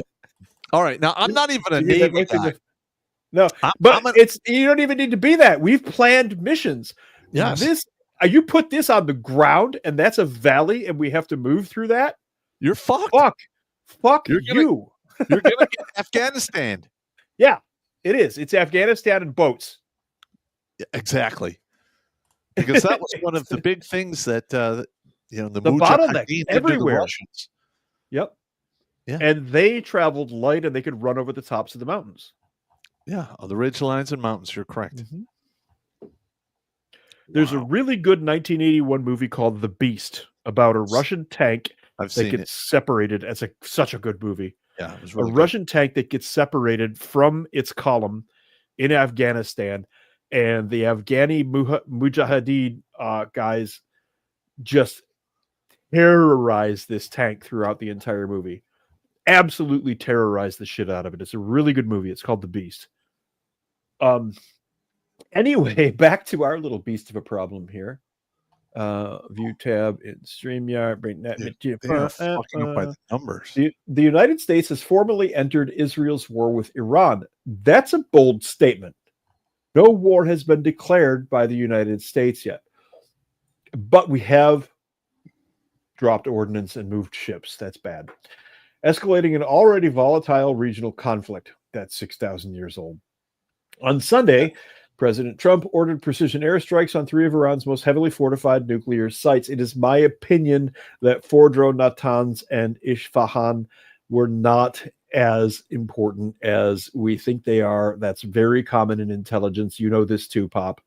When sites like that are like, hey, we've got this site here, it's usually a bullshit target or a fucking straight up dry hole. The strikes were the most direct American military action against Tehran in decades since 1979 and follow Israel's June 13th offensive targeting Iranian military infrastructure. While the strikes dealt a major blow, Tehran remains capable of inflicting serious damage. In a stark warning, Iranian officials declared that U.S. involvement risks causing irreparable damage and could trigger an all-out war across the region. Now, again, I'm going to mention that Iran are the Persians. These are not Arabs. They are not Arabs. They are their own people. This is King Xerxes from the 300, but not as gay. King Darius. These are an entirely different group of people and very much their own. Now, here, let's talk a little about the oil doomsday. Maybe more fear than reality, says this guy. U.S. strikes on several Iranian nuclear sites represent a meaningful escalation of the Middle East conflict that could lead Tehran to disrupt vital exports of oil and gas from the region. If Iran starts doing that to Bahrain and Qatar and the other countries, Arab Emirates, they will retaliate. It may not take the form of bombs. It will definitely take the form of banks. History tells us that any disruption will likely be short-lived because of the money. Investors and energy markets may be on high alert since Israel launched a wave of surprise airstrikes across Iran, fearing disruption to oil and gas flows out of the Middle East, particularly through the Strait of Hormuz, which is a choke point between Iran and Oman, through which about 20% of global oil and gas demand flows through that little 40-mile gap. Wow. That's fucking huge. Well, okay. Now let's just war game this. Do it. All right. So let's just say they shut down that strait and it goes on for, say, 2 years. They literally would cut their own throat because America would basically just dig more wells. We become more self-sufficient, and America probably uses a large majority of that oil. So that We would do, tank their but market. there is no way that that will get shut down for 2 years, and I'll tell you why. The aforementioned bank war. The other countries that are involved there, the Arab Emirates, Qatar, Bahrain, Kuwait, and even Oman, even though Oman actually sits on the Gulf of Oman and the Arabian Sea, because disrupting their trade would cost them too much money and they would get angry very quickly. They don't retaliate via arms. They retaliate via banks. Iran would probably lose accounts everywhere. And who are the people who run most of the banks? Well, rumor has it that many of them like to wear smaller hats than normal. And what word do you attach to that? You're baiting me, and I'm not going to take the bait tonight. But we all know where this is going. Drink! There, I said it. Bolsheviks. Bolsheviks. Now drink. So let's go to this here. Like a suicide bombing, Iran threatens making Hormuz Strait a trap for U.S. forces. What have we been talking about all fucking night? Iran ramps up threats to close and heavily mine the Strait of Hormuz as deterrence against U.S. intervention, signaling a willingness to trigger global economic fallout to protect its strategic interests. If Iran closes and mines the Straits of Hormuz, like I said, banking interests will retaliate. Correct. That is what is going to happen. There's no way they're going to be able to shut it down for 2 years, maybe a month at the outside, I would say. But here's the thing, though, is all of these other Arabic nations lugged their money. Yes. And at some point, they're going to be They've become very accustomed to it. You're very angry with Israel. I got it. But, you're fucking it up for everybody. Could you just stop? We're going to need you to dial it down, or we're going to have to kill a few people strategically. Yeah. Recent Iranian threats now include not only missile and drone attacks. Oh, there it is. There's the drone attacks in the Middle East, but also the dramatic move to close the Strait of Hormuz, a step that would trigger an immediate global spike in oil and gas prices. These are Iranian military drilling. They captured one of our boats, a small vessel, some time ago. Yeah. Back when Obama, a couple of years back. Back during Obama. Yes. An Iranian source quoted Tuesday in Qatar's Al Arabi Al Jadid newspaper warned of additional measures, including strait closure plans ready for implementation if conflict escalates to an all-out war with U.S. involvement. Mohsen Rezai, a member of Iran's Expediency Discernment Council, advised Supreme Leader Al Khamenei, echoed the threat Wednesday. We have severely punished the enemy, but it is not enough. We have not yet used our land and sea capabilities, oil, the Strait of Hormuz, or new missile technologies. The 1979, 1980, did we or did we not sink most of Iran's navy like in, 35 minutes? We dealt them a significant blow. Yes. Wait, new information has come to light here. The narrow Strait of Hormuz, get this, spanning 21 miles at its tightest point, not 40. Giggity. God! Serves as a critical global transit artery, handling 1/3 of the world's seaborne oil and 1/5 of the liquefied natural gas. Wow. That is an epic nightmare of epic proportions. Yeah, and all you 21 miles. We thought it was 40. We looked at that Google Maps. You lied to us. There must be shallow water there. There must be a shallow draft. You're right. But the thing is you can drop sea mines. Holy fuck. By airplane. You don't even have to put a ship out there to do it. Well, Well, Yeah. I don't know what's worse, dropping sea mines or seamen. Don't get me started. And every now and Do again, not get me started. listen, every now and again, we have a ship out there Mhm. somewhere in the world that hits a World War II sea mine Yes, and gets that is smoked. correct. They are still out there. They're still out there. Yep, that is an absolute fact. And I'm not a fan of mines, so Mm-mm. They're bad. think I it's dealt with that. awful. I did 2 rotations to the actual DMZ in Korea. While I was there, there were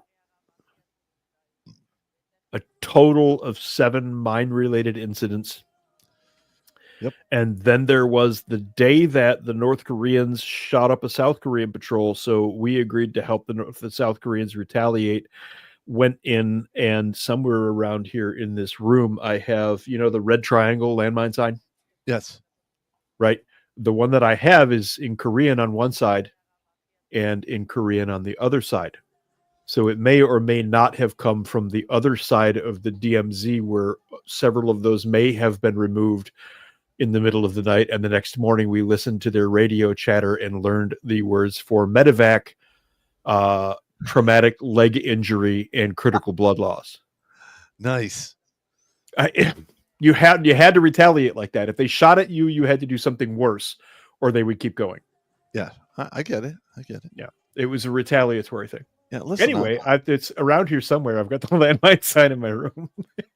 You showed it to me once, I believe. Yeah, I think I did. Yep, that was a hairy night. It was a hairy night, because if you're caught on the other side of that line, you're basically disavowed. Yeah, I get it. But I mean, so I just I don't understand. This is probably a show of force, which is unwise, Mm-hmm.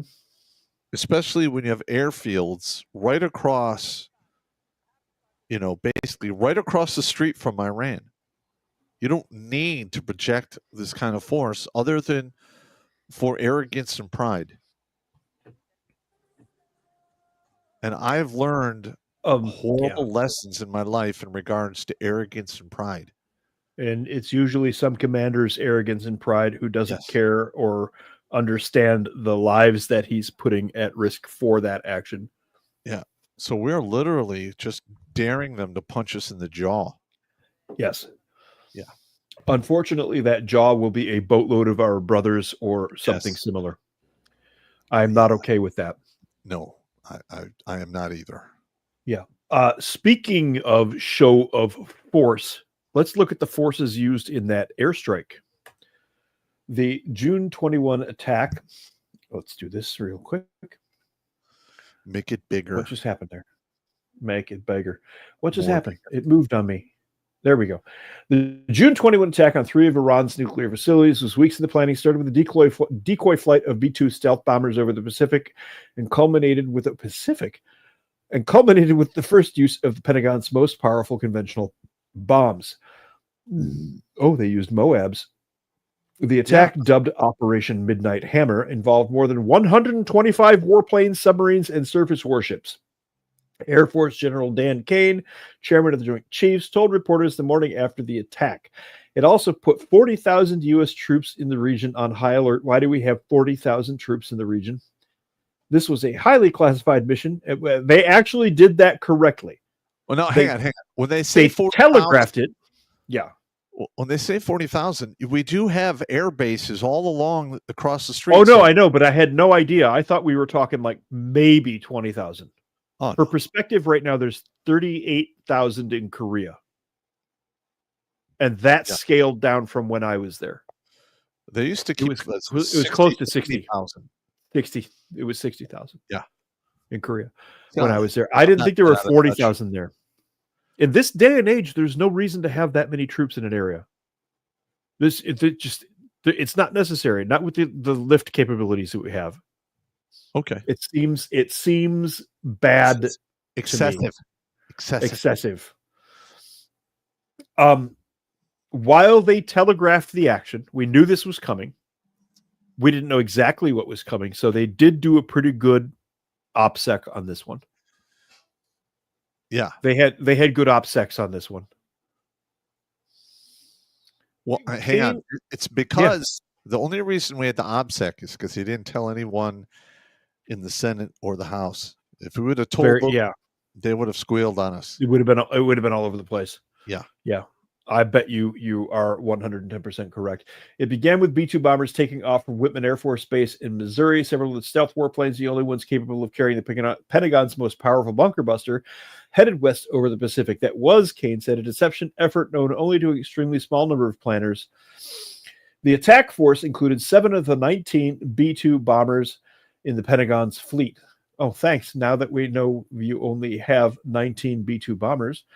Each stealth plane has a crew of 2. Did they learn nothing from the Russian attack where the Ukrainians just sent drones to the Russian deep bases and just blew everything up? You don't put freaking information like this out. Fuck is wrong with you? The attack force included 7 of the 19 B-2 bombers in the Pentagon's fleet. Each stealth plane had a crew of 2, and they flew east with minimal communications throughout the 18-hour flight into the target area. They needed to be refueled in midair. That's normal. Around 5 p.m. East Coast time, U.S. Navy sub launched more than 24 Tomahawk land attack cruise missiles at Isfahan, one of the 3 Iranian nuclear sites. That had to suck to be under that. God, imagine being under that barrage. Yeah, no thank you. Kane referred to several deception tactics, including decoys being deployed as warplanes pierced Iranian airspace. He noted the use of 4th and 5th generation warplanes without specifying the type of warplane. 4th generation aircraft include workhorse attack planes like the 15 and the 18, while 5th generation are generally stealthy, like the Air Force's most sophisticated plane, the F-22. Oh, the 117 is out of the action, I think. Oh, yeah? I don't know. I haven't seen one mentioned in a very long time. These aircraft use high-speed suppression weapons. These were likely missiles used radars. Yeah, they just punched a hole through their airspace. Well, what they do, it's kind of like a modification from the old tactic they did during Vietnam, where you fly by and then they turn on the radar, then you shoot missiles at the radar and try to dodge the missiles. They did some of that in Iraq as well. But here's the thing. When they were penetrating like that, this is speculation on my part, but the way that it is normally done when you're taking out radar sites like that is you've got a guy on the ground with a laser designator, which tells me that some tier 1 activity took place on the ground. I think that is true. Well, I don't know that. Mossad is infiltrated all of Iran. They're doing all kinds of crazy shit. Yeah, I know. It doesn't necessarily have to be our guys. It could have been Israeli, but that kind of punching through ground defense radar at speed requires lased targets. Yep. Because you've got to find the target, you've got to laze the target, you've got to hit the target. You can't do that as you're approaching the target at speed. No, it has to be already lased. I have been on teams where we, lasing shit, targets. And literally, they give you a time hack. You start lasing the target, and then you may or may not get a call from the aircraft as they on their final approach, and you go lasers up, and you give them the frequency, or they probably already have the frequency you're supposed to be at, so they can see it. Yep. Target is painted. Correct. Roger, and then drop it. The boom, boom. Just like that. Anyway, that's a pretty good overview. We are at Super Chat time. Do we wish to push forward, or shall we proceed with Super Chat? This is our first night back on the channel. Yeah. Jimmy, I got to take a piss break. Let's play the piss break music. Yep. All righty. Let me see if I can find a good one. Floating. Back teeth floating. All righty. Well, here's a pee break for everybody. You are a smelly pirate hooker. You look like a blueberry.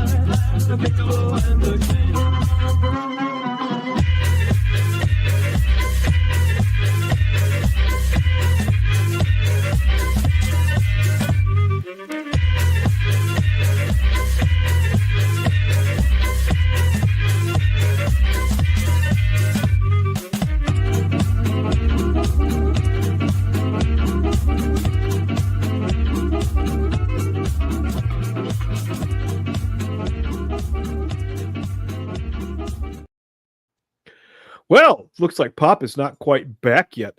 While we're waiting for him to shake it off, we will take a minute to thank all you guys out there in the audience and all the support you've given us. Don't worry about it, man. I was just thanking everybody in the audience for the support, especially over that period of 2 weeks where we thought we had lost everything. We are making efforts to make sure that all that shit gets archived. I am in the process of writing a grant. We're going to be using a lot of the letters of support. We're going to redact information as necessary to do so. But we're hoping that that actually works, because it would be really nice if we could just fucking do this. And also frankly. gratitude letters. Yeah. I mean, you don't have to necessarily save your life. I mean, gratitude, if we were able to Yeah. help you out. Yeah, well, I've got a bunch of those as well. Pop, I need you and anybody else who might have access to that to round those up and put them in a fucking folder, because I'm going to need that stuff for the grant. And I think I'm going to go for $500,000 on the grant, honestly. We'll talk offline about that. Yeah, because I think we can do a lot of good. The previous 3 shows that we did, I got some feedback from the guys who were on the show, from Brandon, Don, and Bob. Thanks for coming on, you guys. They said that it was really well received. They got a lot of questions about how we can actually fight back against this stuff. I'm going to coordinate with Brandon, Bob, and Don and see if we can put together some future shows or some recorded shows that we can put up for that material. I am done with my little tiny dwarven soapbox. Jimmy, take it away. Yep. Alrighty, there you go. And for those of you guys over watching on the Redonkulas actual side of the stream tonight, I do have both of the the Redonkulas actual and the Grunt Speak Shorts site up, or the fallback channel, if you will. It seems, I don't know why, but the only site that, they're the only channel that was able to bring in any super chats was the Grunt Speak Shorts side, so the regiment fallback. So if you guys want to donate via YouTube going forward, go over to Regiment Fallback. That is the site, the channel that you can donate there, or donate other places, because I had everything set up and everything was looking good, and I was like, where the hell is my what the ass balls? What the ass balls, Bobby? God damn it.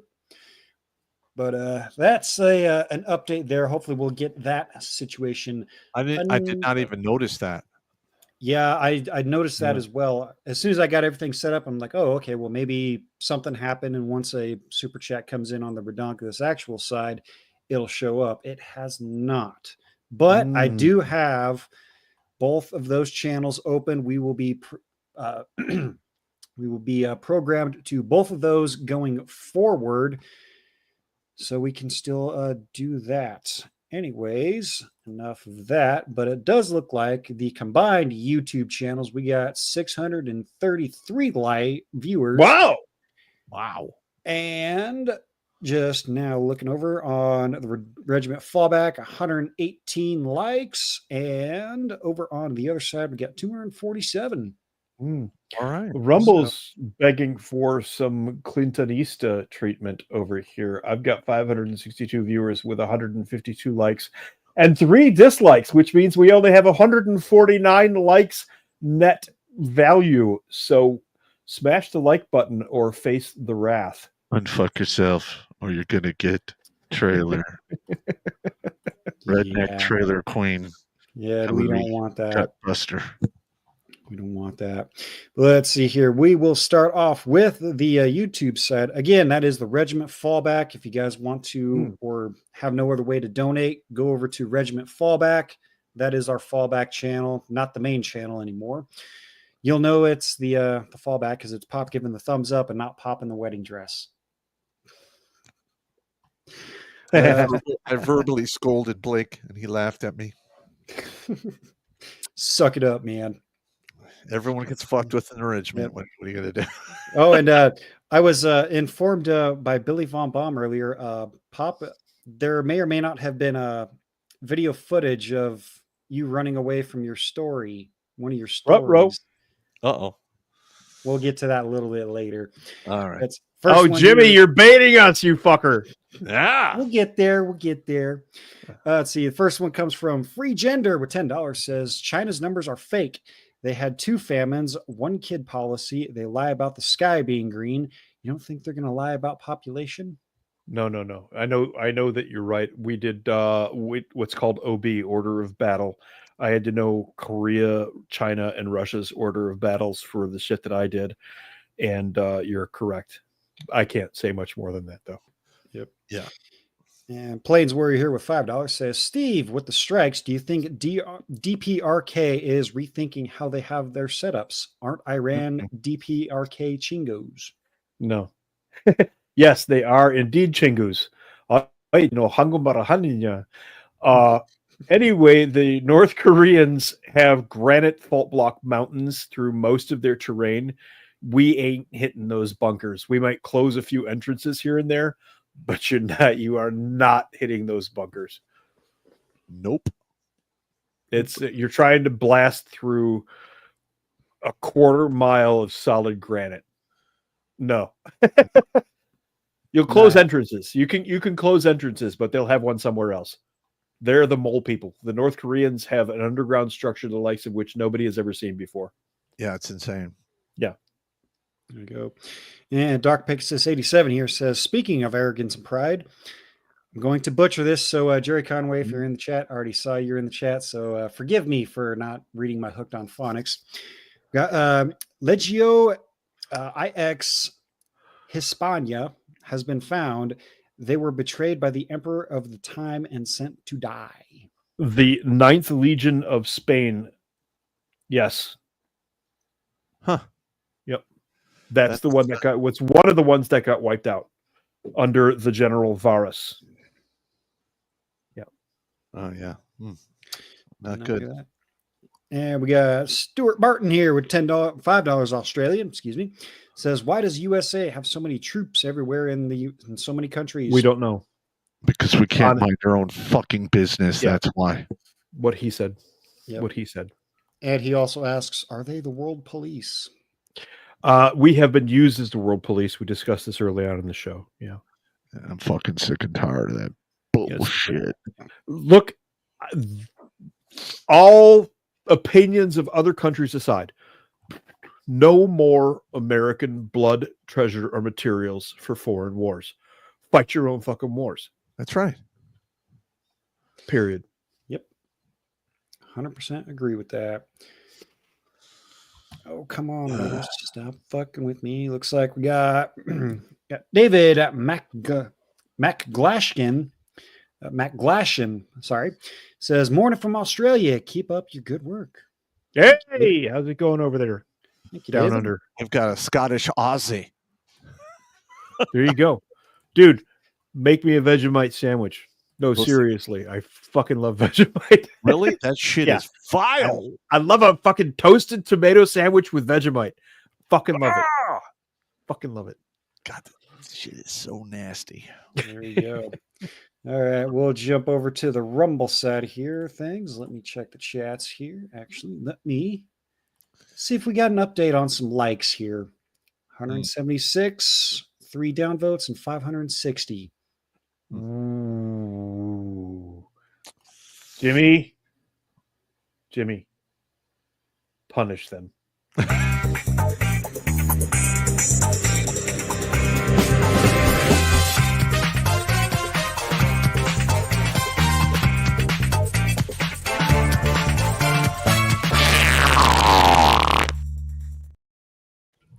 All are punished. Everyone punished. Everybody. All right, let's see here. Well, I got to scroll up and find my button because you guys know what time it is. Oh. Because MGTOW Mando, he is summoning him. Bolshevik. Oh, God. Bolshevik. Let's get it out of the way early. God damn it! Beetle Dwarf has been summoned. Bolsheviks. No, don't say it. Bolsheviks. No, please stop. Bolsheviks. It's showtime. Bolsheviks, baby. Everyone drink. There you go. Yeah, Flash Gator coming in next says, as Pop loves to say, "What's up, savages?" No, he would say something else, but we're on YouTube, so. Well, I think savages is actually a fitting word for everyone who watches the show. Because obviously, if you're watching the show, your give a fuck meter is broke. It's true. And you no longer have any fucks to give. Fuck it. Fuck That's what we're it. Yep. I wish I could play it, but if you guys would like, look up the song "I've No More Fucks to Give." Good song. Actually, it's a good song. I've seen that a couple Great times. song. Did you guys see the text that I sent? I think it was a text or an email. I don't recall. Billy Squire wrote a song about our Thursday night shows back in the fucking 70s or early 80s. Everybody wants you. And one of the lines is, "You take your pension with loneliness and alcohol.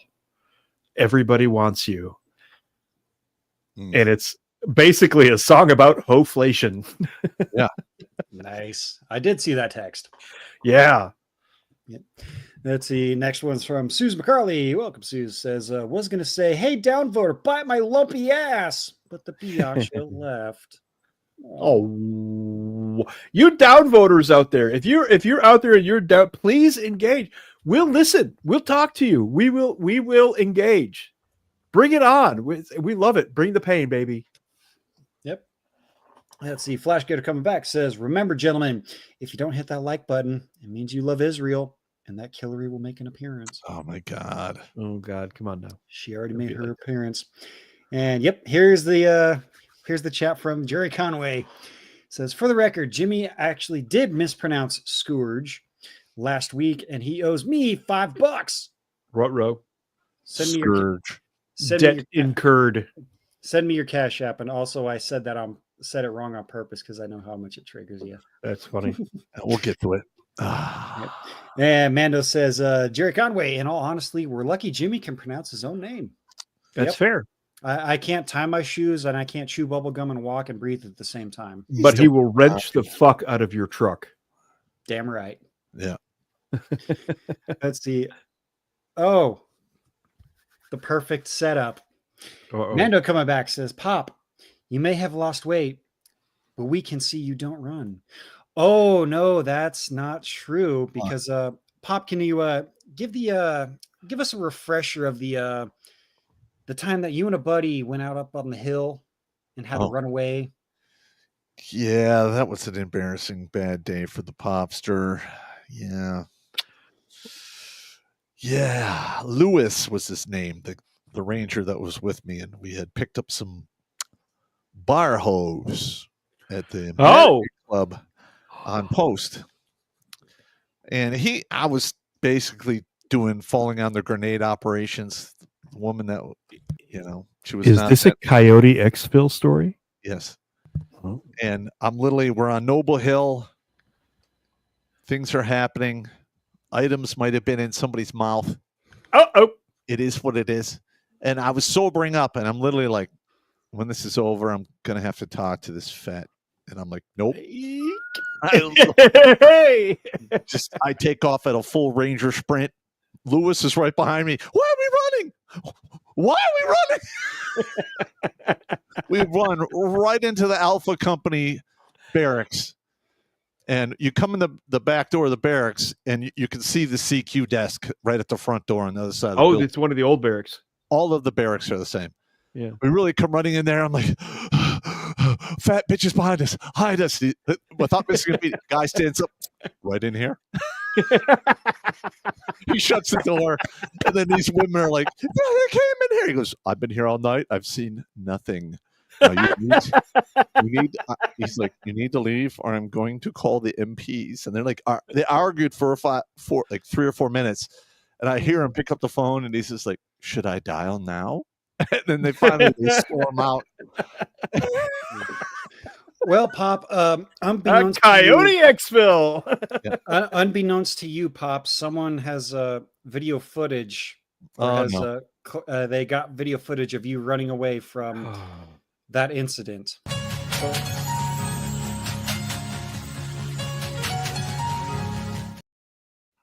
She was not that heavy. Allegedly. Up, yeah. That was a bad day. Oh, thank you, Billy Billy Bob Bomb. Let's just be honest. It could have went better. All right, going back to the super chats here, we got For the Emperor. It says glory be to the bomb and the holy fallout, as it was in the beginning and is now and ever shall be, world without end. Amen. Beneath the planet of the apes. All right. And Flash Gator here for $5 says, didn't the CIA already perform a regime change in the 1950s? How'd that work out for us? yeah, exactly. Yeah. The whole Shah thing. That's precisely. I know it's not on a super chat, but there's a whole different channel full of military. One of them says, it's about time we got some Navy talk on this show. Wait. Are you feeling lonely, sailor? No homo. Listen, man. The sewer pipe sailors are insane. The sewer pipe sailor, the sub guys are nuts. Oh, yeah. Absolutely batshit crazy. They have the best stories, though. They do. Well, if you are lonely here, sailor, you can always join the gay cruise. Whoa.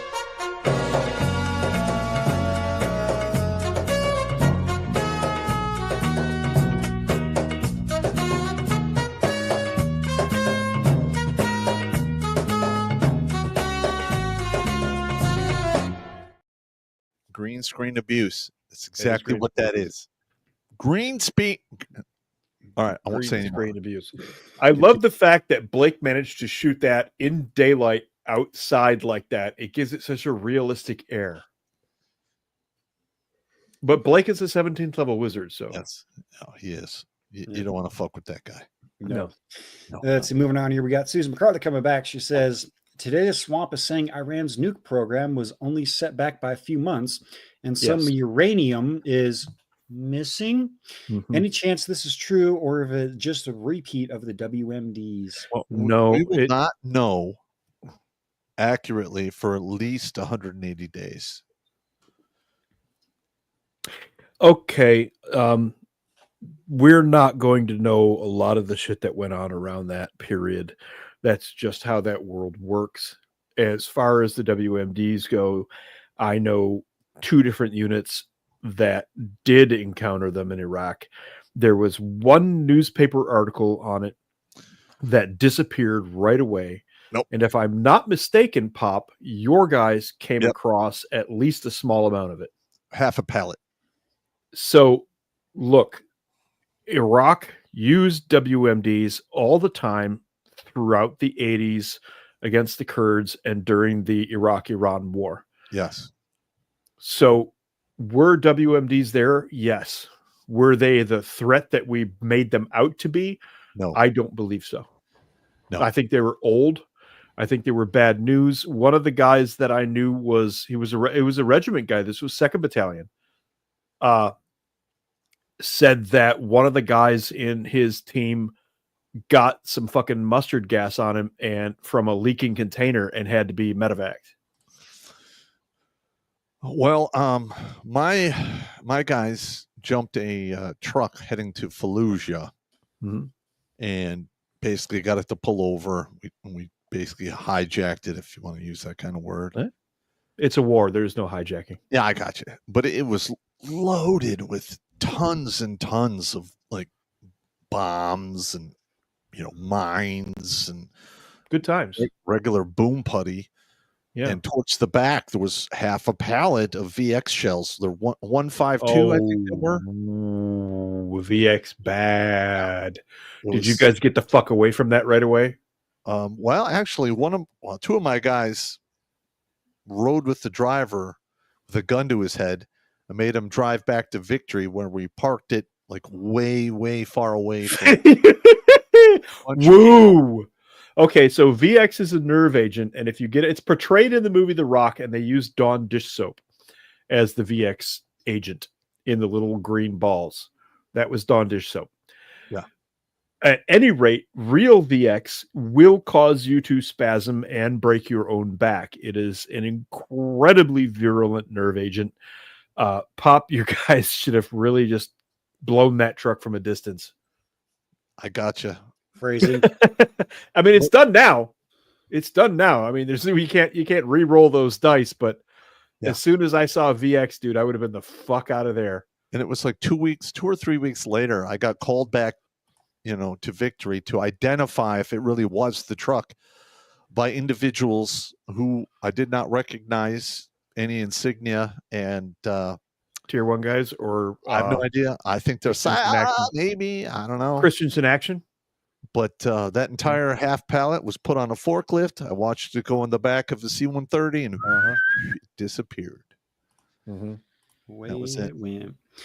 Let's see. We'll jump back to the super chats here. Got Stuart jumping back over on the YouTube side. Another $5 Australian. Says, sounds good in theory, but foreign nations will manufacture reasons to rip the USA into war, even allies. It's always happened. Yep. Yeah. Fuck them. One day I'll tell the story of World War One, but not tonight. Carry on, Jimmy. Carry on, Jimmy. Yep. All right, jumping back over to the Rumble side, we got Flash Gator coming back. Says, is it just me, or does Battle Dwarf look wiser with every passing show? It must be your beautiful beard. Me and I bet Pop are very jealous. No. I upgraded my camera. I have a new camera. That's it. That's all there is to it. Yeah, Mando coming back says, perhaps Iran is just trying to convert the Church of Adam and spread his holy division throughout the world. Dwarf, we all know you want to bow to the glow of Adam. I have no idea what you're talking about at all.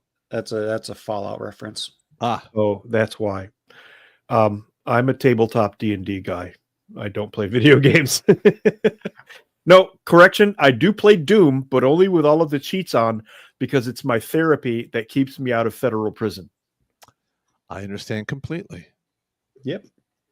And Mando again says, why do the Iraqis use glass bottom boats? So they can see their Air Force. That's pretty good. That's pretty good. Nice. Let's see. We got Bubix here with $1. Says, how unsafe is it to fly through Doha now? Oh, gosh. Let's take a look at the map real quick. Where is Doha? You should be okay. That is in Oman, isn't it? If it was me personally, I would not be in the Middle East unless I was in uniform and they made me.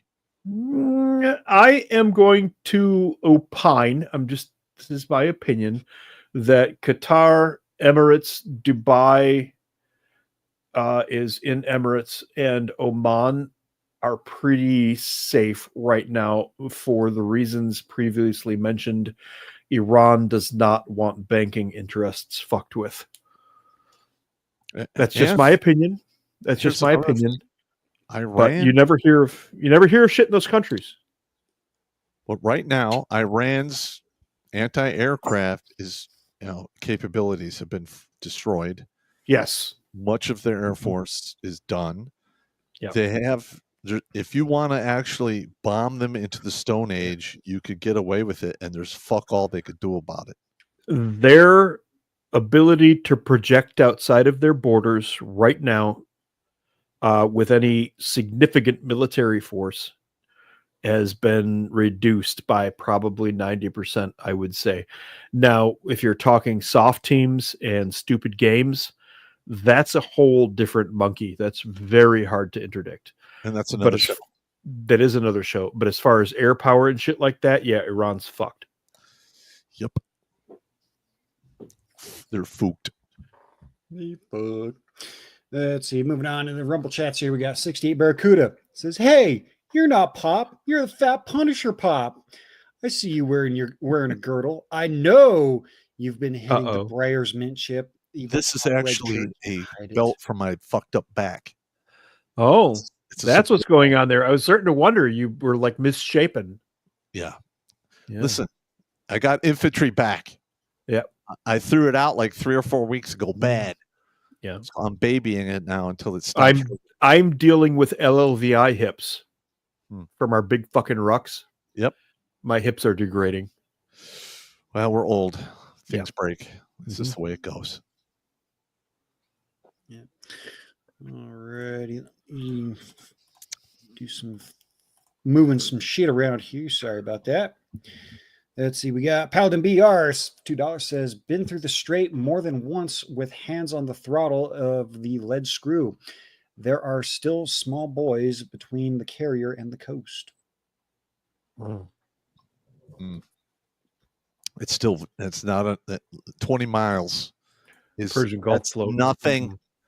Nothing. No, No. No, Not with that much billions of hardware and thousands of lives. 6,000 guys on a Nimitz class. That's just on the carrier. What about those other ships? Right, exactly. You don't know. Wow. Yeah. All right. Looks like we got our first We're Not Worthy here from Generic Dreamers. He's dropping $50. Says, "I sent my message to Redonkulas 12 with the title Administrative Violence." Okay. Well, let's look. We'll keep an eye out for that, but you get one of these, good sir. We're not worthy! We're not worthy!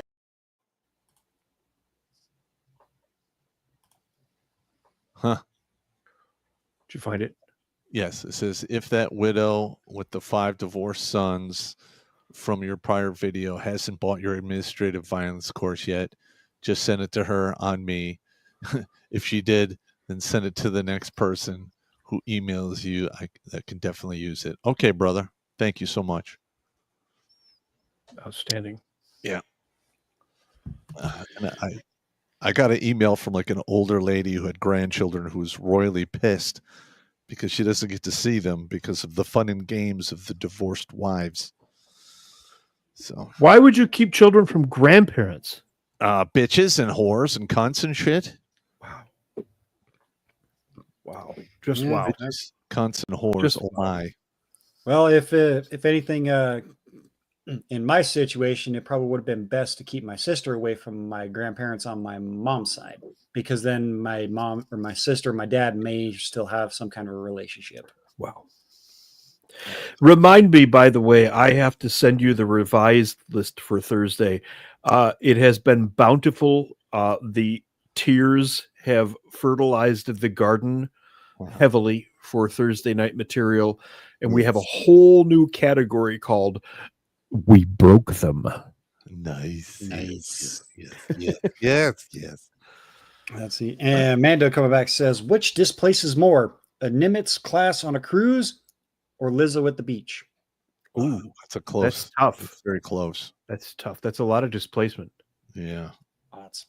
And we got Paladin BR coming in, $5, says, "Also, boomers are the missile subs. They didn't play cat and mouse with other subs. That would be the fast attack boats. Shore duty was fixing fast attacks." Okay. I was not Navy. I thought it was boomer. My bad. Yeah. I rode on a fast attack sub when we did a joint op with the Navy when I was in the Ranger Battalion. I spent a total of maybe 8 hours on that thing, and I could not wait to get the fuck off that and never go back. I spent 10 days supporting you faggots doing that shit. On a sub? Not a sub, on the Blue Ridge. No, a sub's a whole different type of nasty. Totally different thing. I'll pass. Let's see. We got Tomahawk jumping in with $10, says, "My father was a sailor during Vietnam. Has lots of stories. Said they actually sailed up a river. I forget the name. Were shelling for 3 days straight. Said no one could hear for a week." I would imagine so. Yep. Wow. Selling And- for 3 days straight. And Tomahawk again, $5 says, Dad also said the Philippines was like Disneyland for adult men. Yes. Many of the Navy guys that I knew retired to either Thailand or the Philippines. And their pensions went far. Yes. Oh, yeah. Let's see. 68 Barracuda coming back says, Hobbit, would they be risking running that bottleneck as a cock tease for the Iranians to have an excuse to start a war? Would it be a good excuse to run to Congress begging for money for new toys? You're not wrong. You're not wrong. That is definitely a possibility. Yep. Yep. Mando, that is definitely a possibility. Yep. Mando jumping in says, classic Battlestar Galactica had a scene like that when an enemy fighter flew into one of the boys on a kamikaze run and destroyed a Battlestar. Yeah. Yeah. Yep. Those carrier bays where the ship's below deck, those are wide open during operations. And if you could get a bunch of drones in there, it would wreak untold havoc. It would shut that ship all the way the fuck down. Yes, it would. Yeah. Let's see. We got Paladin BR coming in. Says, Dwarf, don't need the tower to fight the carrier. Hangar bay doors are closed and restricted maneuvering like the Strait. And micro drones aren't going to scratch screws bigger than your truck.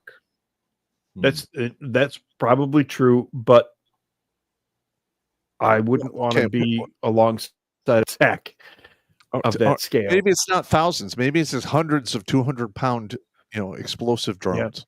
Yeah. Mm-hmm. A 200-pound warhead going off that's a big boom. And listen, that warfare's coming. Yeah. In fact, I'd be shocked in the next 10 years if we didn't see a ship that all it had on it was drones. That's coming. You heard it. I would imagine so. But to that viewer's point, thank you for that piece of information. I did not know they closed those doors during close quarters maneuver. Okay. That's good. That's good information. Carry on. Absolutely. Carrying on. Let's see here. Looks like we had got Dr. Pyrostein. He's raided the stream. So all of those followers of Dr. Pyrostein, thank you for joining in there. Let's see here. Ellie Card 1776. Don't worry, Pop. It's not something for you. Good. Says Jimmy, question: who does your Night Terror demon work for besides you? He's an independent contractor, and he's a pretty decent dude. Yeah, did you ever watch He's a janitor down at the local junior high. Hey, Jimmy, do you watch that show called Evil? I don't. Because they have a Night Terror demon in there too. You need to watch that. That's a really good series. It's like 3 seasons. There's the rabbit Frank in that movie that I can't recall the name of right now either. Okay. All right. Yep. I will write that down. Frank the rabbit. Evil. All right. And Ellie Card. Well, this one's for you, Pop. The dog man called. She wants Pop to sing, and she wants Snoo Snoo bring beer in a tent. Make her squeal, Pop. Okay. Make her squeal. All right. Good. All right. Donnie Darko.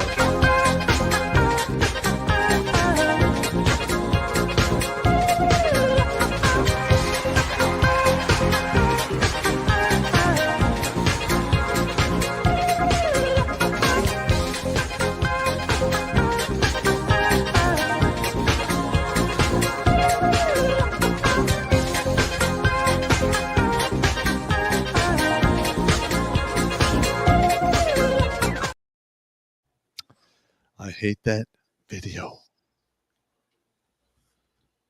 All right, next one, Jimmy. Next one, we got 68 Barracuda says, if Iran shuts down the Strait, what will happen to the Asian economies when the oil stops flowing? How will that economic very good question? How will that economic shutdown diffuse to the rest of the world? The whole world will be royally pissed. Yeah. Yeah. Iran risks a lot by attempting to shut down that strait. It's an enormous risk for them. Yeah. Yeah. If the good idea fairy shows up and say, hey, Iran, shut down the strait. Don't fucking do it.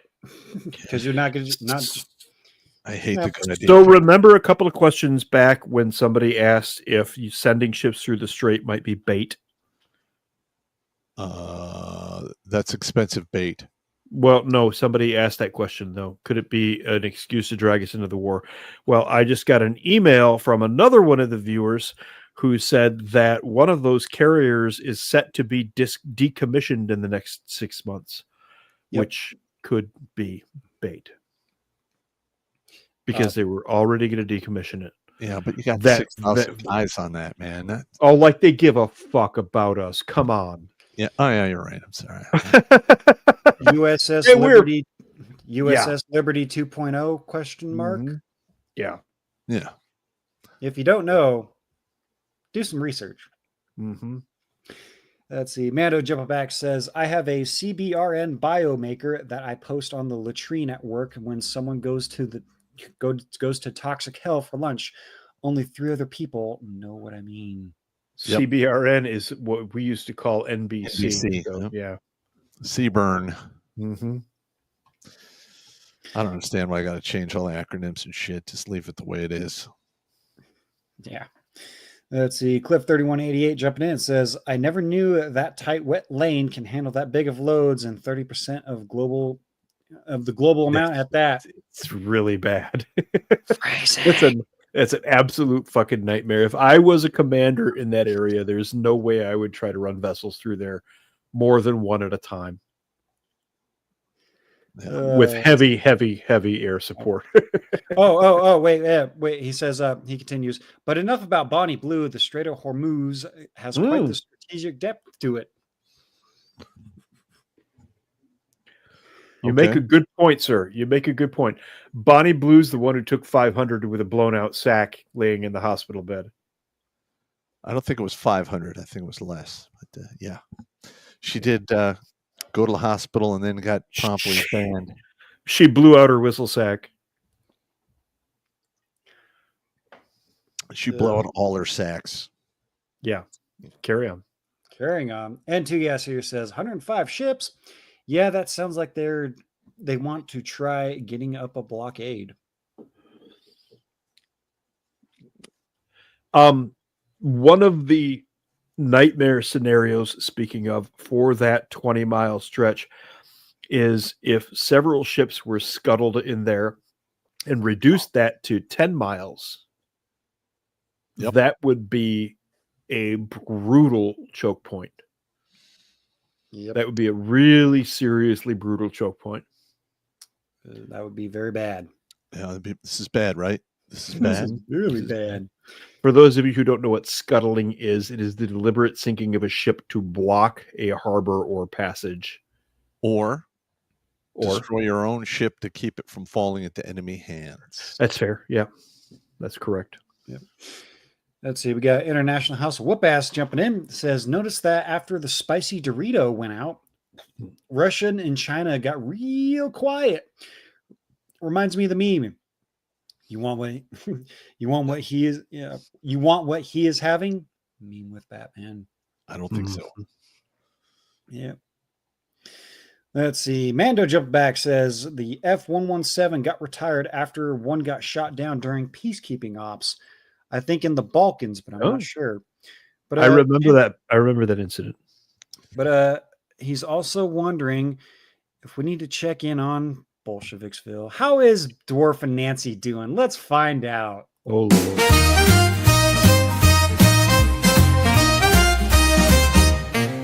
In Bolsheviksville, where the sun shines bright, live Dwarf and Nance, what a charming sight. With Sandy the maid and Pop dropping by, and Hillary's antics that'll make you sigh. Oh, Dwarf and Nance, they've got it made, with laughter, love, and a living made. From morning toast to an evening dance, it's always a hoot with Dwarf and Nance. I like that one. The problem is it's catchy and plausible. Yes, it is. That bothers me. And of course, I was doing the Dwarf and Nance dance. You couldn't see it because I'm not on camera. That night was great, where Jimmy was actually there, and you could see him doing the dances to all the things. Well, Pop and Dwarf could that's see me dancing. You guys couldn't. Maybe one day I'll do the Dwarf and Nance dance for you guys. That's fantastic. Not today. Not today. That's Let's fantastic. see. We got Spud Hut here with $5. That's a new name. Welcome, sir. Right. Says stick Battle Dwarf on a sub for a week. No. Fuck you. No. Hard pass. That's gonna suck. I will take fuck this shit for 1,000, Alex. Exactly. No. Seriously, I joined the army to stay off of big gray pointy things. That was why I joined the army. I did not want to be in the Navy. I knew what it meant. I had 3 uncles and a brother who were all in the Navy who described ship life, and I'm like, no. Yeah, And my first real world assignment's a fucking Blue Ridge. Nice. There you go. We got a Flan here, a Flan 07 with $5. That's another new name. Says last Sunday, 30 miles offshore of Tampa, I heard fighters maneuvering hard at 4 a.m. Phrasing. Oh, excuse me. An hour later, I see a silver dot on the horizon moving strangely, then move 90 degrees, bearing across the horizon in less than a second. Ooh. That's an UFO. I don't know what to tell you. It's an I got UFO. nothing. It's an UFO. It's an UFO. Here's my theory about UFOs. I think it's teenage aliens buzzing Earth to piss off the hairless monkeys. I think it's like this rite of passage for teenage aliens. Let's go fuck with the fucking Earthlings. This is going to be funny. That seems plausible to me. Fuck it. Yeah. It's basically the interstellar meme. And Yeah. Alien we teenagers buzzing the Earth. We on Earth, we are the meme. Or alien drunk drivers. Yeah. There you go. Bando coming back says, I heard that when we hit Frodo, the bomber Skywalker did that shit, dropping at least one bunker buster down an exhaust port. Oh God, yeah. Those memes were that Twitter was full of that stuff. Oh yeah. That was Twitter was absolutely full of that stuff. It's hilarious. Let's see. We got Longshot 000. That's another new name I haven't seen here. He's dropping 50 on us. Woo! Says a homo suspicion point needs to go to Spud Hut. Gotcha. Okay. What happened? Well, we're going to drop the homo suspicion point because it has been assessed, and then we're going to get we're not worthy. You are fined 1 homo suspicion point for violation of the Man Code Morality Statute. Fair enough. That's one. But this one goes out to you there. We're not worthy! We're not worthy! All right. Long shot there. Thank you. All right, let's see here. Now we're getting into the double ones here. Says, it looks like Spud Hut and Longshot are in a bit of a friendly banter. Oh. But Spud Hut comes back with $20, says 1 teabag to Longshot. Fair enough. There was a firefight. Oh boy. Best scene in Boondock Saints. Hmm. You're not wrong. You're not wrong. But it is that time where I gotta put pop. Oh God, full no. screen. Here we go again. From Alucard, 17. Hey, for $5. You're gonna have to bump these up, man, because I'm kind of getting, I'm retching as I'm reading these as well. So Stop. Bump up that donation. But snot pocket laced with pus mixed with vomit, nodules of chunky period blood, zinc broth and vag juice. It's always zinc. It's always zinc. Brownish green slime, starburst brown goo, leaking into your mouth and down your throat. Oh God! God wrong with you? Is that? Please be the end. That's the end, Pop. Terrible. What's wrong That's with you? the end. It's always the Alucard, zinc. what's It's always the fucking zinc, man. Who hurt you, man? God damn it. I don't think I want to know. It's all right. Seriously. He's a good dude. He's just fucking with He's me. a good dude. Let's see. We got Anonymous here for $2. Says, I read Saddam's Secret written by his air marshal. He said there were WMDs smuggled out to Syria. I'm still glad Canada stayed out of that one, though. didn't agree with the regime change. Canada. We know about the Syria smuggling stuff. Well, that here's the was thing. all over When the I wire. was there, Syria was smuggling into Iraq platter charges that could go through M1 Abram tanks. Really? Oh, yeah. Wow. It was fucking creepy as fuck. Yikes. Let's see. Mando coming back says, "You don't blow VX. Leave that Shiite for proper disposal." Also, Jimmy, make Dwarf visit Nance for that one. Actually, you know what? I'm going to make Dwarf visit his other WMD girlfriend, Chocolate Chunk. Now that's good and tasty. Nice. Chocolate Chunk. That's horrible. That is. You're right. You don't blow VX, but I still would not have taken it back to base. I would have found a way to get rid of it somehow. To be honest with you, I don't think they understood what it was until they got to victory. Wow. Yeah. Fuck that. Yep. Makes sense. Let's see. We got Bubbox coming back, says, "Okay, thanks. Let's just hope Qatar Air changes route if some shit changes then." Yeah.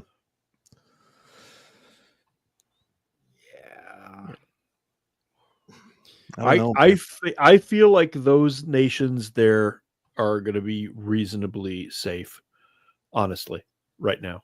I don't think Iran is ready to elevate shit to that level, and they don't have any air power right now. So, anyway, carry on. Carry on. Carrying on. We got Paladin BR with $10 says, "Until drones can carry the payload of current fixed wing aircraft, CVNs will be used. There will be losses. Every one of us knew we were the biggest, juiciest target of hundreds of miles of open ocean." Yep. Yeah. Just don't touch the boats, because if you touch the boats, you get the sun. That's right. They're going to attempt to hit one of our naval vessels. They're just going to. Yes. Yeah. And they're going to get fucked up. Well, they'll get after the fact, they'll get fucked up, but I think we are about to learn a hard lesson about the new world when it comes to what we thought we used to have ultimate naval power. I think we're about to have that tested. You're probably correct. Yep. And we got 68 Barracuda coming back, says, "Capture that for the soundboard. Like they give a fuck about us. Come on." Yeah, you're right. You're right. There were several moments where I was like, they're probably just going to leave us here. Probably. Fortunately, that did not happen, but believe me, we were thinking it. Yep. Let's see. Ali Card coming in and says, "Who did your Night Terror demon work for before he came freelance?" I haven't asked him that. I'm gonna have to sit him down this weekend and crack open a cigar and have some drinks with him. Yeah, a little chat with him. Kevin's a good dude. Let's see. Nanus $2 says, "Aliens travel across the galaxy because they're obsessed with our buttholes." According to South Park, this is accurate information. Correct. Yeah. Let's see. Tomahawk says, "If I'm not mistaken, Spud Hut and Longshot are part of the LTC Steve Murray's crew." Oh, Lieutenant Colonel Murray's crew. That's entirely possible. And that will probably reflect in my signal here very soon because I'm part of that bunch too. So am I. Yep. Good to see you guys here. Yeah, Alicard, don't worry, Pop. Says, "Would I make a good member of the regiment's bad batch?" Do we need a regiment Dirty Dozen? I don't know. Maybe we should look into this. Oh, okay. All right. I like the Bad Batch idea. Yeah. Yeah. Write that down. That's a Disney invention. Write it down, faggot. All right. Yeah. We'll have to come up with right. We'll have to come up with a good name there for that, but I think we will. We got Paladin BR coming in, says, "Pop, keep it in perspective. You volunteered to jump out of airplanes. Submariners get on a boat designed to sink and in theory come back up, built on government contract by the lowest bidder." I mean, that's not wrong. He's not wrong. He's not wrong. It's not wrong at all. Yeah. Yep. Yeah. And Paladin again coming in and says, looking at another main. Yeah. Oh God, I hope not. Yeah. All right, looks like last one here on the Rumble side, but I know there's a sneaky bastard out there somewheres. Fuckers. Last one here. Mando says ET is not trying to learn about US via rectal probing anymore. Now they're trying to program troons and 304s. Well, you know what? Well, you know what? ET was actually the really the only alien that I really supported, because he wanted to learn English and then go home. I like it. And he liked Reese's Pieces. There you go. All righty. Let me jump back over to the U-boob side. Actually, I can do it this way. Boom. Over here, looks like we got another couple other ones here. A couple from Stuart from Australia. First one, $5. Says, you guys should get Andrew Wilson on. He's a political commentator and satire. I know who he is. Satirist, among other things. We'll find out. Be a bomb. I don't think he would come on our show. He only like goes on the bigger ones. Fuck it. Let's try. Pop. Yeah. Quit being a low rent faggot. I'm not. I'm just saying. Okay. Then put it. Let's see if he'll come. Okay. Worst case scenario is he says no. I got that you. is the absolute worst case scenario. I'm trying to get on some of the bigger podcasts when he's there, so we can like have a back and forth. Let's bring them to us. I do not agree with his basically men should get married.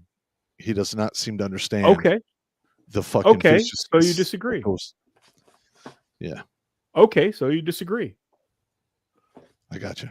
I will graze your nuts.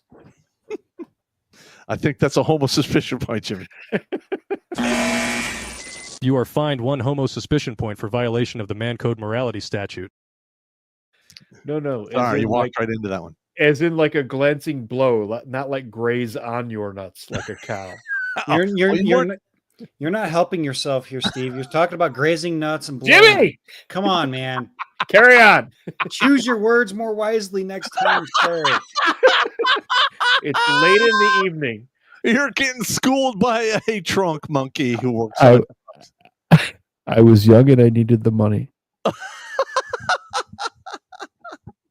$20 is $20. Next one. This is getting out of hand. All righty, let's see here. Yep, there's the sneaky bastard there. It's Alucard, and he's wanting box wine of Catland. Well, we're going to do the short version since we're running just a little bit over time here, but here you go. Stop! Don't touch me there. This is my no-no swear. Stop!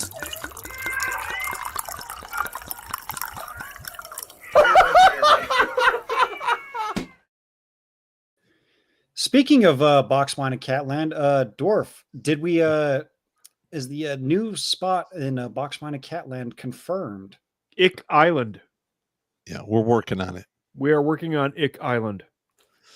Ick Island. It is roughly northwest of Bob Bayou. It might be northwest of Bob Bayou. Ick Island is mostly populated by, I'll tell you the horror story. There was a guy at a roadhouse that I go to sometimes to have a burger because it's a good dive bar and they make a great burger. But apparently he was sampling the waitresses, but also he was married and he took home some vada. That's not a good thing to happen. Well, this is a biker roadhouse, so the waitresses are appropriate to a biker roadhouse. And the only thing I could think of was ick. Yep. He probably caught some gonorrhea light. Just ick. Yeah, let's see. And so Ick Island came to be. There you go. And Stuart, again, over on the YouTube side, says Bonnie puts the whore in Hormuz. Too much oil. Actually, Suze McCarley brought up a good suggestion here. Let me find it. I need to share Ruh-roh. I need to share the entire screen, so we may or may not get some popception here for a second. There you go. There's a Hormuz. I like it. The Hormuz. Yes. It's legit. It's legit. The Hormuz. I like it. There you go. Thank you, Suze, for sending that one in. Thank you. Had to get that one up. Oh, we got Stuart again. Says, not true. Wilson's been on Levi Nick's show, a small red pill channel. Just take some time to get through all the requests and schedule it. And if you dangle the carrot for a debate, he'll bite. See, I'm not a good debater. I am. I'll fucking do it. All right. Fucking do it, man. We'll see what we can do. See what we could do. Stop being gay. No promises, though. Pop. Nobody's gonna die. You'll be fine. All right. Yep. Oh, 68 Barracuda. He's asking for requesting a repeat guest. Have you guys considered Jericho Green? He has been on there. Yeah. I'll get with Blake and see if we can set something up. Yep. Says, good damn morning, Americans. I keep trying to be done with the left, but they just won't let me. Yep. It happens. Jericho Green is a good dude. He has been on a guest on the show before. Mm-hmm. He's a good motherfucker. I got nothing negative to say. Good dude. All right, we'll jump over to the MGTOW side of things. We'll try to get things rolling along here. Looks like got a handful over here. First 3 from Crazy Uncle. Says, do a quick war game if Iran decides to bend over the world by blocking the Strait of Hormuz and or the Suez Canal. Also, a 100% drone swarm against a U.S. battle group in the Strait. Very quickly, if Iran takes out the Strait of Hormuz, it will be a financial war, and Iran will be gutted like a fucking fish because there's too much money moving through that strait. The nations that are in there will not tolerate such nonsense for more than a week or two, and Iran will be forced to withdraw from that venue. That's my opinion on the Straits of Hormuz. Now, in regards to the drones, it all depends upon how fast and maneuverable they are and how many there are and what directions they come in. Yeah. Because there are numbers of just regular drones, if they come from multiple angles, can overpower the defenses. So that is possible. CIWS are bad news. Do not underestimate the CIWS, but if the drones have the numbers, I agree with Pop. Yeah. There you go. Let's see, Crazy Uncle again. Battledore from Pop. If you really want to get a pucker factor on this subject, watch after the show. He sends us a link. I will save that. I will actually send it to you, email it to you guys. Okay. Because I did open it up. It is a 21-minute video, so we don't have time to watch it tonight, but I will send it to the guys. Okay. All right. I'll watch it in the morning. I will get it over to them. Let's see. Moisture Patrol, $15, says, if I start a spa, should I call it Hoisted and Moisted? Hoisted. Do it. Hoisted. I like it. Do it. Do it. Nice. Do it. I had a joke, but I don't think I want to say it because it's pretty fucking crude. That's bad. It's bad news. Slap yourself in the wrist, Jimmy. Bad. Yeah. The evil monkey part of my brain was thinking, and yeah, that's terrible. That happens. Next one, last one here. MGTOW Ronan says, hey gents, hope your day was great. So glad you got the channel back, Pop. The gods have shown mercy upon you. Battledorf, question. What would happen if because of Israel's bullshit, America just told Israel, this is your mess, your fight, you're on your own. We're done. Yeah. The minute we withdraw totally from Israel is when all of the Muslim countries descend on them and wipe them out. Regionally, it would be a catastrophe for Israel. Economically, here in the United States, I think we would discover just how much influence they actually have, and some bad things would happen, but I think we could recover. Yeah, we would recover. Well, there's only one person in Congress that does not have an AISD person watching over them, I believe, or whatever the fuck it's called. And that's Thomas Massey. APAC. Yeah, Thomas APAC. Massey. Thank you. APAC. Thank you. Yep. Yes. And out of 535 representatives, Thomas Massey is the only one who does not have an APAC representative. Now, that should make every fucking one of you question the whole situation and the whole narrative. Yes. Yep. It should make you question everything. Everything. And MGTOW Ronan finishes out, says, everyone feels Israel is a major liability to the USA.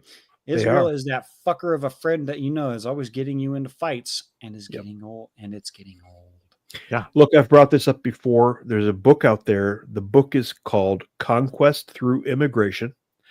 The author is George Robnett. It was written in 1968. And the entire book is him going and gathering documents throughout history. Conquest Through Immigration. Find it and read it. All right. Carry on. And we'll jump over to the Odyssey side where Blankets has a few super chats here. He's asking, Pop, how much longer do you think it will last? As in, specify what it is there, Blankets, because there's a war? lot of shit going Well, on. I'm pretty sure he's talking about this conflict that's going on. I'd give it 6 months to a year. 6 months to a year? They don't 6 really months to have a year. enough stones to fight for more than six weeks. Yeah, but they'll drag it out. It won't. It doesn't necessarily have to be kinetic the entire time. Fair enough. Yep. Oh, shit. And Blankets, he's got two in a row here. They tie in together. He says, yeah, this movie's going to do well. Apparently, Snow White actress Rachel Zegler is set to play Maria in the new Sound of Music production. I won't be Sorry. Yeah. I won't watch that shit. Mm-mm. Nobody will. Yeah. No. Well, No. number one, I can't go see a musical because I can't afford the homeless subscription points of attending. So, not happening. Okay. Yeah. And Blankets again says, says the harmonics don't seem good for this movie. Mm-mm. No, she's a stupid cunt. Mm-hmm. Well, I mean, she'll probably do an all vowel opera hour on the big, tall German guy with the fancy badge on the arm. An all vowel opera hour. Yep. I like that. That's when she gets her tonsils dislocated. Mm-hmm. How many homo suspicion points do I get if I tell you that I can probably sing most of South Pacific off the top of my head? That would be 2. Also Oklahoma. That's 2. Rachel Zegler is starring in the Sound of Music. The hills are alive with the sound of.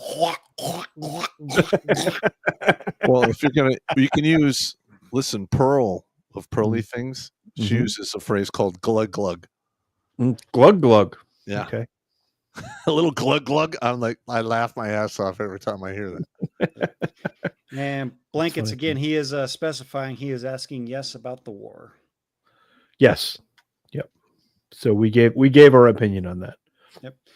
There we go. All right. We'll jump over to the D Live, which may or may not be a part of the lineup here moving forward. I'm going to be talking with the guys after the show, backstage, and whatnot, because we usually only get about 6 viewers over there. And a lot of the viewers have moved over to either Rumble, D Live, or not D Live, Rumble, MGTOW, or somewhere else. So we will talk about that. So D Live, for now, you are safe. Twitch gone, has been put on the chopping block. So guys that are on the Twitch side say, "Where's Pop at?" Sorry, man. Sorry, you have to jump over to Rumble, MGTOW.tv, because if the conversation is boring, trust me, the chat is not. And let's see, we'll jump over to the Twatosphere. We got 127 views over there. All right, yeah. All righty. I did And send you an Instagram, Jimmy, because the links didn't have the Twitter in the links you sent me in the email. Just ignore him, Jimmy. Yeah, I know. As soon as I sent everything out, I was like, oh fuck. Yeah. No, it's just Pop being Pop, Jimmy. Ignore it. Yeah, Yep. I got you. Alrighty. It has been addressed. Looks like no We still got to get the Cash App also figured out as well. So, Pop, if you could open up the Cash App here. I'm sorry, I'm having ghost activity to the left of me. That's all right. We had a couple more jump over on the YouTube side from Stuart, $10 Australian, says, not true. Wilson's been, oh, nope, I already read that one. Let's see. Stuart says, the hills are alive with the sound of mucus. Mucus. And zinc. Oh, stop! Oh, come on. Oh, we got one here from a Cash App from Mark Von Meers, $10. Thank you. For drunk uncles, wish me luck on starting my business. Okay. Good luck. Good luck. That. Let's see. Next one is from Crunch Muncher for 50 for the best newscasters out there. And that is We're Not Worthy, Jimmy. Thank you. We're not worthy! We're not worthy! And then we got 30 from Susie McCarley. Thank you, Suze. For living out of spite. There you go. I like it. There you go. And that was it. Rumble slid a few in. Yep, I saw that. Let's see. We got Alley Card coming in. Says, bought traps for my gear. I'm planning on to be mobile so I can get a bigger tent. Okay. Rumble likes to slide him through the back door when we're not looking. Yes. And we got Paladin here says, if the ragheads dog pile as rail, everything goes to hell due to Samson option. I believe the Samson option is when they Israel pulls out their own nuclear warheads that they're not supposed to have, which we know they do. Mm-hmm. So that would be the end of Israel. I'm just telling you right now. That would so be the end. Juneteenth, the actual Juneteenth celebration is the execution of the Rosenberg couple. Yes. Okay. That sold the nuclear weapons or the nuclear weapon information to Israel. Damn dirty commies. What are you going to do, man? Let's see. And Tomahawk with the last one of the night, it looks like, says, I'm with Dwarf. Who doesn't love a good musical? White Christmas, anyone? It's fair. I like it. I like White Christmas. I'm not a fan of musicals. Sorry. I could do West Side Story. Are you trying to become homo confirmed or what? I mean, stop. I was a theater kid. Okay. Until I was like 15, 16 years old, I was a theater kid. All right. I did Camelot. I was in a production of Camelot at Macomb Community College. Oh. In your younger years, you did Camelot, and in Pop's younger years, he did Camelot. You're not wrong. All right. I did Camelot, and Pop did anything that walked by with a pulse. That's also true. To an extent. Let's see. All right, looks like we had one last sneaky bastard come in. Alley Cart's wanting to see the singing Blake because you know what? What is it? What is a singing show or Redonkulas show when we got singing Pop? But we don't got Redonkulas is the musical. Play it, Jimmy. There we go. We did have a request for singing Pop. You guys are jackasses. Always want to watch the same shit over and over again. Pick new videos. Look at me, I wanna be the captain of the sea. About time. The poop deck ain't for me. I'd rather steer us to debauchery. Careful what you ask for, video guy. Careful what you ask for. See, Redonkulas is a musical. Stop it. Oh my God, we're getting bombed over on Rumble all of a sudden. Oh, geez. Let's see All here. your card says spicy zinc. Oh God.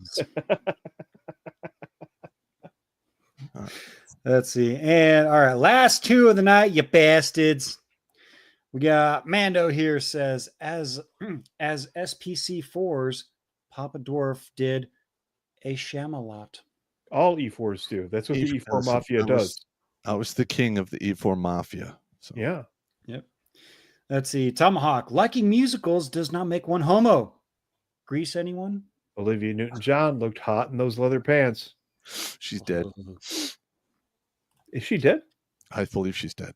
I believe Anyway. so. All right. All righty, let's see. Last one.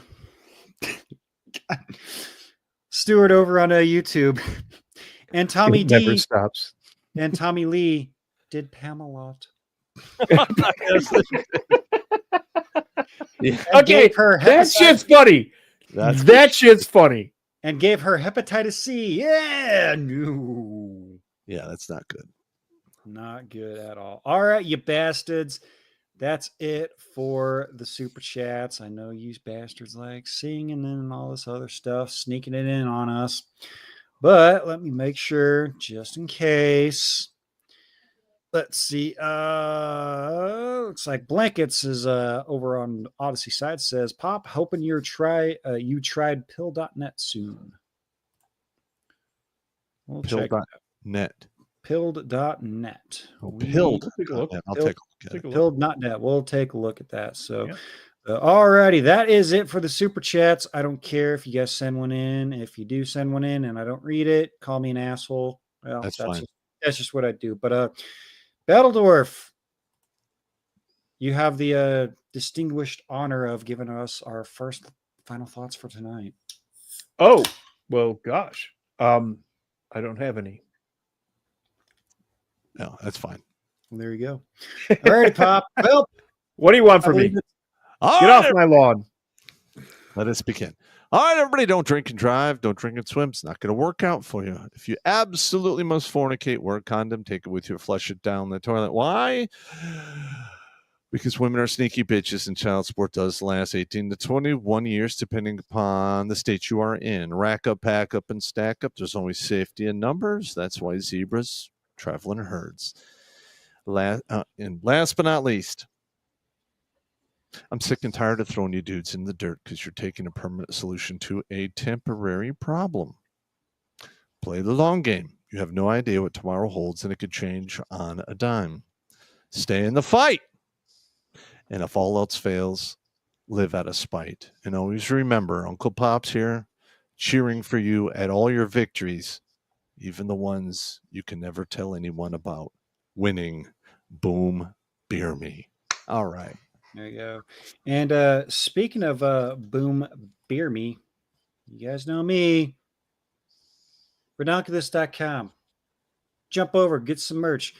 Wear the merch. Tag me, tag Pop, tag Battledorf in all of the social medias. We'll see it. We'll like it. We may or may not give you a thumbs up for it, just not up your ass because we're not gay.